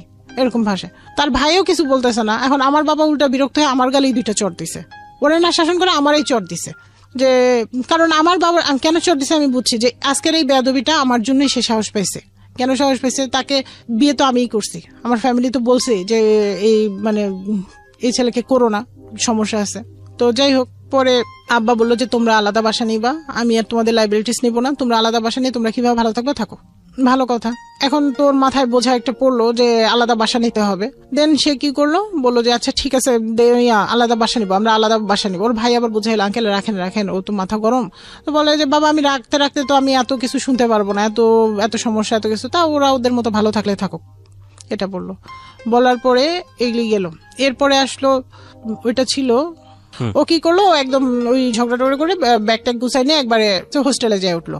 ওর বসের কাছে আমি ফোন দিলাম, দিয়ে বললাম যে স্যার এই ব্যাপার দেখেন তো, ওকে একটু বুঝাইতে পারেন কিনা। তো বলতেছে যে আচ্ছা ঠিক আছে তোমরা আলাদা বাসা নাও। উনি আবার পরামর্শ দিল যে তোমরা আলাদা বাসা নাও, নিলে দেখবা সব ঠিক হয়ে গেছে। তা আমিও চিন্তা করলাম যে আলাদা বাসাই নেই। বাসায় পরে স্যার বোঝানোর পরও বাসায় আসলো। আসার পর 2-1 দিন আমার সাথে ভালো, মানে ভালোই ব্যবহারটা খারাপ না। তখন আমি বললাম যে তোমার জন্য একটা নিউজ আছে। বলতেছে কি? আমি বলি যে সম্ভবত আমি প্রেগনেন্ট, এটা বলছে। বলার পরে ঠিক আছে তাহলে বাচ্চা নেই। এরপরে একদিন কি করছে, আমার পাশে শুয়ে আছে, সে শুয়ে থেকে অন্য মেয়ের সাথে মেসেজিং করতেছে। সেটা আমি সকালবেলা তার মোবাইল করে ট্রেস করে ধরতে পারি। মেসেজিং এ লেখা তুমি খুব দেখতে কিউটি, তারপরে মানে সে আমার কাছ থেকে তো যা পাওয়ার পাইছে, এখন সে অন্য মেয়েদের ইমপ্রেস করার চেষ্টা করতেছে, যদি আবার অন্য কোনো নতুন মেয়ে এখন পটাইতে সে পারে। তো পরে এই মেসেজটা আমার সকালবেলা আমি মেসেজটা ধরে ফেলছি এবং মেসেজের স্ক্রিনশট গুলো নিয়ে আমার মোবাইলে আমি ট্রান্সফার করে নিছি। এটা নিয়ে দুজনের মধ্যে তুমুল ঝগড়ার পরে ও বাসা থেকে বের হয়ে গেছে। তোমার সাথে আর থাকবে না, তোমাকে আমি ডিভোর্স দিব, তুমি আমাকে কিচ্ছু দাও নাই, সারা জীবন খালি জ্বালাইছো, আর তোমাকে আমি ডিভোর্স দেবো। এরপর অফিসে চলে যায়, ওই হোস্টেলেই থাকে। আমি যোগাযোগ করলে আমার সাথে যোগাযোগও করে না। পরে সে বলে কি যে শোনো, এদিকে আমাকে কন্টিনিউস ডিভোর্সের থ্রেট দিয়ে যাচ্ছে, যে তোমার সাথে আমাকে এত অসংখ্য মেসেজ পাঠাইছে, আমি আর লোড নিতে পারতেছি না, আমি অসুস্থ, এই অবস্থা, মানে সবেমাত্র একটা কনসেপ্ট, মানে ওর চিন্তা ভাবনায় যে এমন কিছু হোক যাতে মা মেয়ে দুজনেই শেষ হয়ে যায়, মা এবং পেটের বাচ্চা যেটা সেটা দুজনেই শেষ হয়ে যায়। তো পরে এখান থেকে বের হলাম। আমি বললাম যে না, কিছু একটা করতে হয়। তখন ও বলতেছে, ওকে আমি ইমপ্রেস করার চেষ্টা করলাম। তখন ও বলতেছে যে শোনো, তুমি যদি আমার সাথে সংসার করতে চাও তাহলে তুমি তোমার বাবাকে নিয়ে আমার ভাইয়ের বাসায় আসবা। আমি তখন বললাম যে আমি একা আসি, আমার বাচ্চাকে নিয়ে আমি একা আসি, তুমি যেখানে রাখবে আমি সেখানে থাকবো, আমি তো বাবাকে নিয়ে আসার দরকার নেই। বলে না, তোমার বাবাকে নিয়ে আসবে। মানে সেখানেও তার আরো কিছু শর্ত থাকবে, কিছু চাওয়া থাকবে। গেলাম, যাওয়ার পরে সে আমার বাবাকে ওইখানে বললো যে 2 লাখ টাকা আরো দিতে হবে ফার্নিচার কেনার জন্য, যে বাসা নিতেছি ফার্নিচার কেনার জন্য 2 লাখ টাকা দিতে হবে। আর আপনি আর আমাকে বললো যে সংসার খরচের টোটাল দায়িত্ব তোমার, আমি কোনো কিছু জানি না। আমি বললাম আচ্ছা ঠিক আছে। তাও কারণ আমার মনে হলো যে আমি বাচ্চাটাকে নিয়ে, যেহেতু আমার মানে পেটে একটা বাচ্চা, মানে তার লাইফটাও তো সেভ করা দরকার। কারণ বারবার ওই সময় আমার কন্ডিশনটা এতটা ক্রিটিক্যাল হয়ে গেছে যে বারবার মানে আমার ব্লিডিং হচ্ছে, প্রত্যেক মানে বাচ্চা থাকার পরেও ব্লিডিং হচ্ছে। ডাক্তার বলছে যে তোমার টোটালি রেস্ট দরকার, আর এই মেন্টাল প্রেশার গুলো নেওয়া যাবে না। তো যাই হোক, বসুন্ধরায় আমরা অফিসের পাশে আবার বাসা নিলাম। আমার অফিসের পাশে বাসা নেওয়ার পর আমার বড় ছেলেটাকে কেউ রাখে না, আমাকে সাথে করে অফিস নিয়ে যেতে হয়, নইলে ওইখান থেকে এসে রামপুর এসে বাবার বাসায় দিয়ে যেতে হয়। এইভাবে 1 মাস কন্টিনিউ করলাম। করার পর অফিস থেকে শোকজ লেটার করলো, ম্যাডাম জানাইলো যে তোমার এরকম তোমার উপর এমডি স্যার নোটিশ করছে, তুমি যদি এইভাবে বাচ্চা নিয়ে অফিস করো, এইভাবে তোমার কাজের হচ্ছে, তোমাকে একটা সামনে আমরা একটা চিঠি দিব, শোকজ লেটার, যেটাকে বলে শোকজ লেটার। তো তুমি এটা থেকে বের হয়ে আসো, বাচ্চাকে নিয়ে এসো না। অফিস বললো? হ্যাঁ, অফিস বললো, যেহেতু আমি বাচ্চাকে নিয়ে ওখানে যাই। এটা বলার পরে অফিস থেকে আমি এসে আমি ওকে বললাম, বলে যে আরে তোমার চাকরি থাকলে থাক, না থাকলে না থাক, এর চাকরি নিয়ে আমার টেনশন নাই, এরকম বলতেছে। আমি বলি তাহলে সংসার বলে চলবে, তখন চলবে। তো ঠিক আছে, আমি এখন তাহলে এখানে আর থাকবো না, তুমি যদি আমার বাবার বাসার পাশে বাসা নাও, আমি তোমার কখনো বাবার বাসায় যেতে হবে না, আমি বাচ্চাটাকে নিয়ে আসবো, আমি এই লোডটা নিতে পারতেছি না। পরে সে কি বুঝলো না বুঝলো, সে নিল। এরপরে বললাম আচ্ছা ঠিক আছে। এর মাঝে তার ভাই 6 লাখ টাকা দিয়ে গাড়ি কিনলো। আমি চিন্তা করলাম এই টাকাটা কোথায় পাইলো। এক্স্যাক্টলি আমারও প্রশ্ন তাই। হ্যাঁ, এই 6 লাখ টাকা কোথায় পাইলো? তার ভাই সংসার খরচ দেয় না, সেই বিষয়ে শাসন করে না, কিছুই করে না, অথচ 6 লাখ টাকা দিয়ে তার ভাই গাড়ি কিনলো। শেয়ারে কিনছে, সে বলে যে শেয়ারে কিনছে আরেকজনের সাথে। তো যাই হোক, দেখতাম যে ভাবির মানে আমার চেয়ে ভাবির খোঁজটা অনেক বেশি নেওয়া হতো, যে কোনো প্রতিদিন মানে রেগুলার ভাবিকে ফোন, ভাবির বাচ্চার খবর, ভাবি কোনো টাকা পয়সা লাগবে কিনা সেটা মানে সেটা জিজ্ঞেস করা সব। কিন্তু আমার কিছু লাগবে কিনা বা আমার কোনো কিছু প্রয়োজন কিনা কোনোদিন জিজ্ঞেস করে না। আমার এই বিষয়গুলো খুব দৃষ্টিকটু লাগলো। কিরে আমাকে জিজ্ঞেস করে না, আমাকে না জানায়, তার ভাইয়ের বাসায় যায়, তার ভাইয়ের অ্যাবসেন্সে তার ভাবির সাথে গল্প করে আসে, বাট সে এইগুলি বিষয়ে কিছুই জানে না। আমি তার বিভিন্ন মোবাইল থেকে বিভিন্নভাবে ট্রেস করতে পারি। তো যেহেতু এই মেয়ের বিষয়টা নিয়ে আমার আরো মানে কনফিউশনটা ক্লিয়ার হয়ে গেল। পরে সে কি করলো, তার মোবাইলে ডাবল পাসওয়ার্ড দিয়ে রাখলো, যাতে তার মোবাইল আমি আর কোনোভাবে ধরতেই না পারি, ইভেন কল আসলেও রিসিভ করতে না পারি। যাক, যেহেতু আমার বাচ্চা পেটে, আমি এগুলি নিয়ে আর অশান্তি না বাড়াই। এভাবেই মানে চলতে রমজান মাসে সে আমারে বললো যে ল্যাপটপ কেনার জন্য একটা টাকা দিতে হবে। এই বলে সে ল্যাপটপের জন্য টাকা চাইলো। তখন আমি এটা নিয়ে, আমার কথা হচ্ছে যে এখন সামনে প্রেগনেন্সি পিরিয়ড, কত টাকা লাগবে জানি না আমরা সিজারিয়ানের ক্ষেত্রে, তো তুমি এগুলি কেন করতেছো? বলে না। পরে আমার সাথে ঝগড়া করে আমার বাবারে ফোন দিছে, আপনি আসবেন সেই ইফতারির টাইম, আপনি আসবেন, এসে আপনি আপনার মেয়ের সমাধান করে যাবেন, কি করবেন না করবেন আসেন, সামনে এসে বলবো। মানুষ যেখানে ইফতারি করার দাওয়াত দেয়, সেখানে সে বিচার করার দাওয়াত দিতেছে। তো আমি ন্যাচারালি আমার বাবাকে ফোন করে বললাম যে তোমার আসা দরকার নেই, এরা এগুলি সারা বছরই করবে, এগুলি নিয়ে তোমার থাকা মনে দরকার নেই, তোমার আসা দরকার নেই, যা পারে করুক, বলছে বলুক। পরে আমার বাবা আর আসে নাই, আমি না করাতে আমার বাবা আসে নাই। আর আমার ছেলেটা বেশিরভাগ সময় দেখা যায় আমার বাসায় থাকে, আমি যাই নিয়ে আসি দিয়ে আসি, এরকম করে চলে। ইভেন আমার শাশুড়িও যায় থাকে, আমিও থাকি। এভাবেই চলতে বাচ্চা হইলো। বাচ্চা হওয়ার পরে আর এর মাঝে তাও কিছু হইলো, আমাকে অকথ্য ভাষায় গালাগালি আর গায়ে হাত তোলা, এই বিষয় দুইটাই ছিল। সে গায়ে হাত তুলতো। যাই হোক, পরে বাসায় আসলাম। বাসায় আসার আমার মার বাসায় রাখলো। 2 সপ্তাহ পরে আমি বাসায় গেলাম, জোর করেই গেলাম, আমার শাশুড়িকে নিয়ে জোর করে বাসায় গেলাম। যাওয়ার পরে আমার বাসায় বাজার করে না, উল্টা আমার গায়ে হাত তুলে আমাকে টর্চার করে আর বলে কথায় যে তুই টাকা দিলে দে, না দিলে তুই। তখন গায়ে হাত তোলাতে চলে গেছে। গায়ে হাত তোলা আগেও তুলতো, কিন্তু তখন আরো বেশি হইলো পরিমাণটা। ইভেন কাজের বুয়ার সামনে গায়ে হাত তুলে, মানে কাজের বুয়ার সামনে গায়ে হাত তুলে এবং গালাগালি মুখোমুখি যা আছে করে আমাকে বললো, অ্যাট লাস্ট বললো যে তুই হয় কাবিন নামা নিয়ে আসবি, ডিভোর্স নিয়ে যাবি আমার কাছ থেকে, আর নইলে টাকা নিয়ে আসবি, টাকা দিবি, তোর ওই যে অ্যাকাউন্টে যে টাকা আছে সেই টাকাটা আমাকে দিবি। দিয়ে আমি যা অ্যাকাউন্টে তখন কত টাকা ছিল? আমার প্রায় 13-14 লাখের উপরে টাকা ওই সময়টাতে।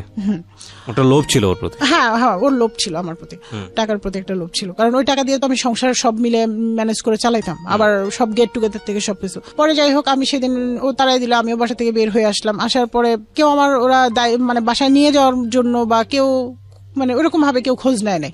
ইভেন তার ভাইও আসছে সেদিন, তার মাও ছিল বাসায়, তার ভাবিও আসে, কেউ বলে নাই যে বউকে বাসায় নিয়ে আসি, যে যা হবার হয়েছে আমরা যাই, যে নিয়ে আসি। নিয়ে আসলো না, যোগাযোগ করলো না, উল্টা সে বারবার মেসেজ দিচ্ছে যে তোমাকে আমি ডিভোর্স দিব, তুমি রেডি হও, তোমার বা গার্ডিয়ান নিয়ে বসো। কারণ সে এখন আর আমার কাছ থেকে টাকা পাচ্ছে না। অনেকভাবে তার অফিস কলিগ থেকে শুরু করে অনেকভাবে তাকে ইয়া করার চেষ্টা করলাম। তাকে পরে একদিন তাকে নিয়ে সব তার ভাই সহ তাকে নিয়ে আবার বসা হইলো। বসে সে সবার সামনে আমাকে প্রপোজাল দিল যদি আমি ফ্ল্যাট সেল করে দেই, মানে আমি এর মধ্যে কি করছি ইনসিকিউরিটির কারণে আমি ওই টাকাটা দিয়ে, যেহেতু বাসা ভাড়া দেওয়া লাগতেছিল, আমি চিন্তা করছি ফ্ল্যাট সেল বলতে মানে হ্যাঁ আমি ওই যে বাসা থেকে ও যে আমাকে বের করে দিল, দেওয়ার পরে যেহেতু ও টাকাটা চাচ্ছিল আমি ইনসিকিউর ফিল করতেছিলাম, তো আমি আর ও একটা ফ্ল্যাট দেখেছিলাম। আচ্ছা, তো সেই ফ্ল্যাটটা আমি বুকিং দিয়ে দিলাম, এই টাকাটা দিয়ে বুকিং দিয়ে দিলাম আমার বাবার সাথে পরামর্শ করে যে আমি যদি লোনও করি তাহলে ওই টাকা দিয়ে আমি আমার বাসা ভাড়ার টাকা দিয়ে আমি লোন শোধ করবো আর ওর টাকা দিয়ে ও সংসার চালাবে, এটা চিন্তা করে। ওকে মানে আগে জানতো কিন্তু বুকিং দেওয়ার সময় ওই মুহূর্তে জানো। তবে আমি ওই দিন বুকিং দিয়ে আমি ওর ভাইয়ের সাথে আগে পরামর্শ, ভাইকে বলছি যে ভাই এই করছি আমি, এটা বড় ভাই যেহেতু সে তো জানাইছে। ও এসে শর্ত দিল যে আমার সাথে গাজীপুর চলে যেতে হবে, চাকরি করা লাগবে না, আর হচ্ছে যদি পারে চাকরি করতে সেটা পরের কথা, ও যদি বাচ্চা মেনটেন করে করতে পারে পরের কথা, আমি জানি না, সেটা আমার দায়িত্ব না, ওর দায়িত্ব। আর ফ্ল্যাট সেল করে টাকা নিয়ে আসতে হবে। আমি তো এই শর্তে রাজি হব না। আগের দিন ডিভোর্স দিয়ে এসে পরের দিন সে আমাকে 5,000 টাকা আমার অ্যাকাউন্টে দিল, আমি জানিও না। যাই হোক, এরপরে সেই বলতেছে ডিভোর্স লেটার পাঠাইছি, পাইছো, রিসিভ করছি, করে দেখি এরকম কোনো কাজের সিল নেই, কোনো কিছু নেই। আমি কমিশনার কার্যালয়ে ফোন দিলাম খোঁজ নিতে যে কি আসছে কিনা। তো ওনারা বললো যে আপনারা আসেন, আমি এখন কোনো চিঠি পাই নাই, তবে আপনারা আসেন। ওনারা ওই পক্ষ ডেট দিল, ওই পক্ষ আমাদেরও ডেট দিল। যাওয়ার পরে ভাইয়া সেখানে তারা মিউচুয়ালের কিছু কথা বললো না। আমি যা বলি সেটাতে আমার দোষ হয়ে যায়, আর ছেলে যা বলে সেটাতে কোনো দোষ নেই, মানে ছেলের পক্ষ থেকে নিশ্চয়ই কোনো কিছু ইয়ে করছে। এবং বললো মেয়ের মাথায় গন্ডগোল আছে, আমি পাগল। আমাকে মেসেজও দিছে সেই মেসেজগুলো, এবং শর্ত দিল মেয়ে বাবার গাজীপুর যেয়ে থাকবে, চাকরি করলে স্যালারি 30,000 টাকা ছেলের হাতে দিবে, আর ফ্ল্যাট বিক্রি করে টাকা নিয়ে চলে যাবে। এই কন্ডিশন কে দিয়েছে? ওদের গ্রামের চেয়ারম্যান মেম্বাররা। যেহেতু যে আমি ওই যে ডিভোর্সটা মানে সত্যি কিনা বা আমি তুলতে গিয়েছি, ওই যে সালিশি বৈঠকে একটা ইয়া হয় না, বিচার হয় না, এই কন্ডিশন গুলো দিয়েছে। ইভেন আমি যে চাকরি করি তো আমার স্যালারি টাকা, আর এদিকে আমার ফ্ল্যাটটা বুঝে পাইছি ভাড়া দেওয়া আছে, তো বলতেছে যে সেই ভাড়ার টাকাটাও ছেলে নিবে, মানে আমার সব টাকা ছেলে নেবে, আমার কোনো দায়িত্ব ছেলে নেবে না। এবং ওই ছেলেকে একটা লিখিত দিল। ও কি করলো, আমি এরপর আমার বাবা আমাকে পাঠাইলো, বললো মানুষের মন তো পরিবর্তন হয়, দেখো পারো কিনা। তো গেলাম ওর বাড়িতে, থাকলাম। ও আমার সাথে রাতে থাকতেছে, সকালে থাকতেছে, উঠে আমাকে বলতেছে তুই তো ফ্ল্যাট সেল করে টাকা দিবি না, তোকে তো আমি চিনি, তো তুই আমার ডিভোর্স দে, চল এখন যাবি মিউচুয়াল ডিভোর্স দিতে, যদি না যাস তাহলে ভালো হবে না। আমি বলতেছি যে দেখো এরকম মিউচুয়াল ডিভোর্স আমি দিব না, আমি কোনোদিন তোমাকে ডিভোর্স দিব না। তখন সে কি করলো, আমার গায়ে 2টা হাত তুললো, তারপর আবার বের হয়ে চলে গেল, বাসা থেকে বের হয়ে গেল। তারপর বললো যে আমি বাসা নিব, যদি পারস গাজীপুর আসবি, না পারলে ইয়া করবি। তো ফোনে যে ওইখানে রাতের বেলায় আমি বললাম যে কোনো হাজবেন্ড কি এরকম আছে শুনছো যে ওয়াইফের সাথে রিলেশন করে যায়, 5 মিনিট পরে বলে যে চলো কাজী অফিসে যাই, মিউচুয়াল ডিভোর্স দিন। এই মেসেজটা দিছে। তখন সেই জন্য আমার বাবাকে ফোন দিছে, বলে যে আপনার মেয়ে আমাকে অকথ্য ভাষায় গালাগালি করতেছে। না, আব্বু বাইরে ছিল, এসে বলতেছে কি করছে। তো এটা নিয়ে পরের দিন আমি বললাম যে তুমি আমার বাবাকে বলতে গেছো কেন, এই জন্য তো আমার বাবা মেসেজ দেখছে, তুমি না বললে তো আমার বাবা মেসেজ দেখতো না। তো সে তখন কি করলো, সে আমাকে ওভার ফোনে বললো 3 তালাক দিল, 1 তালাক 2 তালাক 3 তালাক 2 তালাক। সে ওভার ফোনেই বললো যে তোর সাথে মেয়ের সংসার করবেন, তোর 3 তালাক দিলাম। এটার পরে আবার একটু পরে ফোন দিয়ে বলতেছে যে সরি, কারণ এটা তো আমার কাছে রেকর্ড থাকবে, আমি তো শোনাইতে পারবো সবাইকে, যে না ঠিক আছে আমি বাসা নিচ্ছি, তুমি এখানে আসবা, আইসা ফ্ল্যাটটা সেল করবা, সব বিয়ে করবা, এগুলো বলতেছে। তো আমি বলতেছি যে দেখি, আমি চিন্তা করে দেখি। পরে ও বলতো যে আমি আসতেছি, একদিন পরেই বলতেছে আমি বাসায় আসতেছি, তুমি সবকিছু গোছাও, আমি গাজীপুর বাসা নিছি, যাব। আমার বাবা তখন, আমি বললাম বাবাকে, তখন আমার বাবা বললো যে দেখো শোনো, আমি কয়েকটা কথা বলবো, তুমি বড় হয়েছো, তোমার ডিসিশন। এই ছেলেটাই পর্যন্ত যা করছে তাতে কি মনে হয়েছে যে এই ছেলেটা তোমার সাথে বাকি দিনে সুন্দরভাবে সংসার করবে? আর তোমার একটা বাচ্চার কোনো ক্ষতি হয়ে গেলে সেই লাইবিলিটিসটা কে নিবে? বা আজকে তুমি ভালো আছো সবার সামনে, এই ছেলেটা যা করতেছে, মনে করে একটা ক্রাইম ঘটায়, বললো যে এই ক্রাইমটা তুমি ঘটাইছো, তখন সেটা থেকে তোমাকে আমি উদ্ধার করব কিভাবে? এখন তুমি ডিসিশন নাও, তুমি কি করবা না করবা। কারণ তোমার একান্তই লাইফ, তোমার জীবন, তোমার বাচ্চা, তোমার ডিসিশন। তারপরে সে আবার যায় চেয়ারম্যানকে দিয়ে আমার বাবাকে ফোন করাইলো। ফোন করে চেয়ারম্যান বলতেছে যে এরকম ফ্ল্যাট বিক্রি করে দিলে তো আর কোনো ঝামেলা হতো না, আপনি ফ্ল্যাট বিক্রি করে এখনো দেন নাই কেন? তখন আমার বাবা কিছু কথা বলে আপনার মেয়েই তো কোনোদিন অ্যান্সার দিতে পারছে এই পর্যন্ত, এখানে আসছিল তখনও তো কি বলছে, যা বলছে সবই তো আপনার মেয়ের দোষ, আপনার ছেলের দোষ কি পেয়েছেন?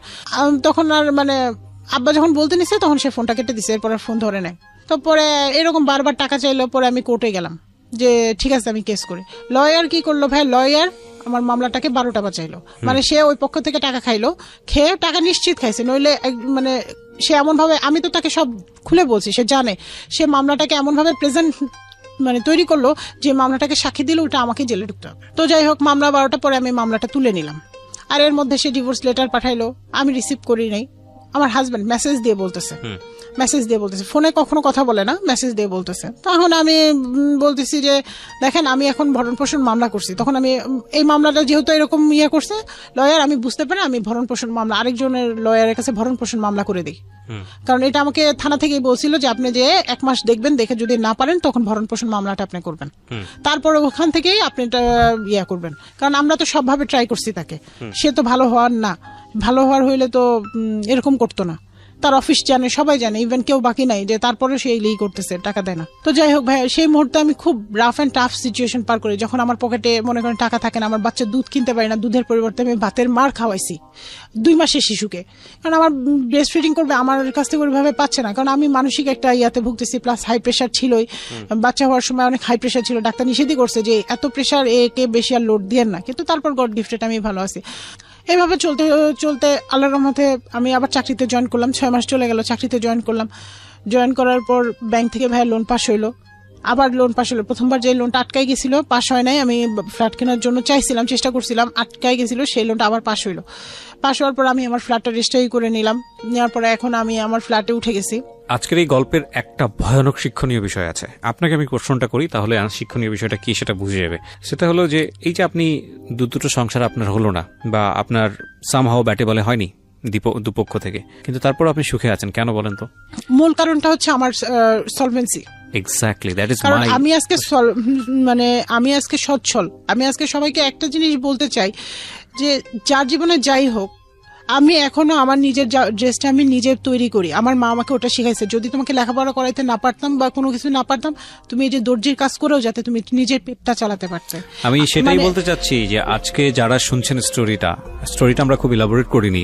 আমি রিকোয়েস্ট করতে চাই, পরিবারের সন্তান ছেলে হোক কিংবা মেয়ে হোক, বাবা মায়ের প্রথম এবং প্রধান দায়িত্ব হচ্ছে ছেলে মেয়েকে শিক্ষিত করা, যতটুকু পর্যন্ত শিক্ষিত করলে সে তার নিজের কর্মসংস্থানের ব্যবস্থা করতে পারে। সে চাকরি করুক না, নিজে উদ্যোক্তা হোক বা যেটাই হোক না কেন, যদি সেটা না হয়, সে যদি অন্যের উপর নির্ভর করে, তাহলে এই শিক্ষার আসলে কোনো ভ্যালু থাকে না এবং এটা তার জীবনে আসলে কোনো কাজে লাগে না, এবং ভয়ঙ্কর রকমভাবে ওনার জীবন অন্যদিকে চলে যেতে পারতো। শুধুমাত্র উনি ওনার লেখাপড়া কোনোভাবে স্যাক্রিফাইস করেননি এবং জব কোনোভাবে স্যাক্রিফাইস করেননি, যে কারণে আজকে উনি যত কষ্টই থাকবে না কেন, প্রত্যেকটা মানুষের জীবনে আছে, উনি আজকে নিজের পায়ে দাঁড়িয়ে যত সংকীর্ণ অবস্থায় হোক না কেন, উনি হাসতে পারেন। উনি মনে করতে পারেন না দিস ইজ মাই হোম, আমি পয়সা ইনকাম করি, আমি আমার সন্তানের মুখে হাসি ফোটানোর জন্য এটা করতে পারি। সিঙ্গেল মাদার হোক আর যেটাই হোক না কেন, সামাজিক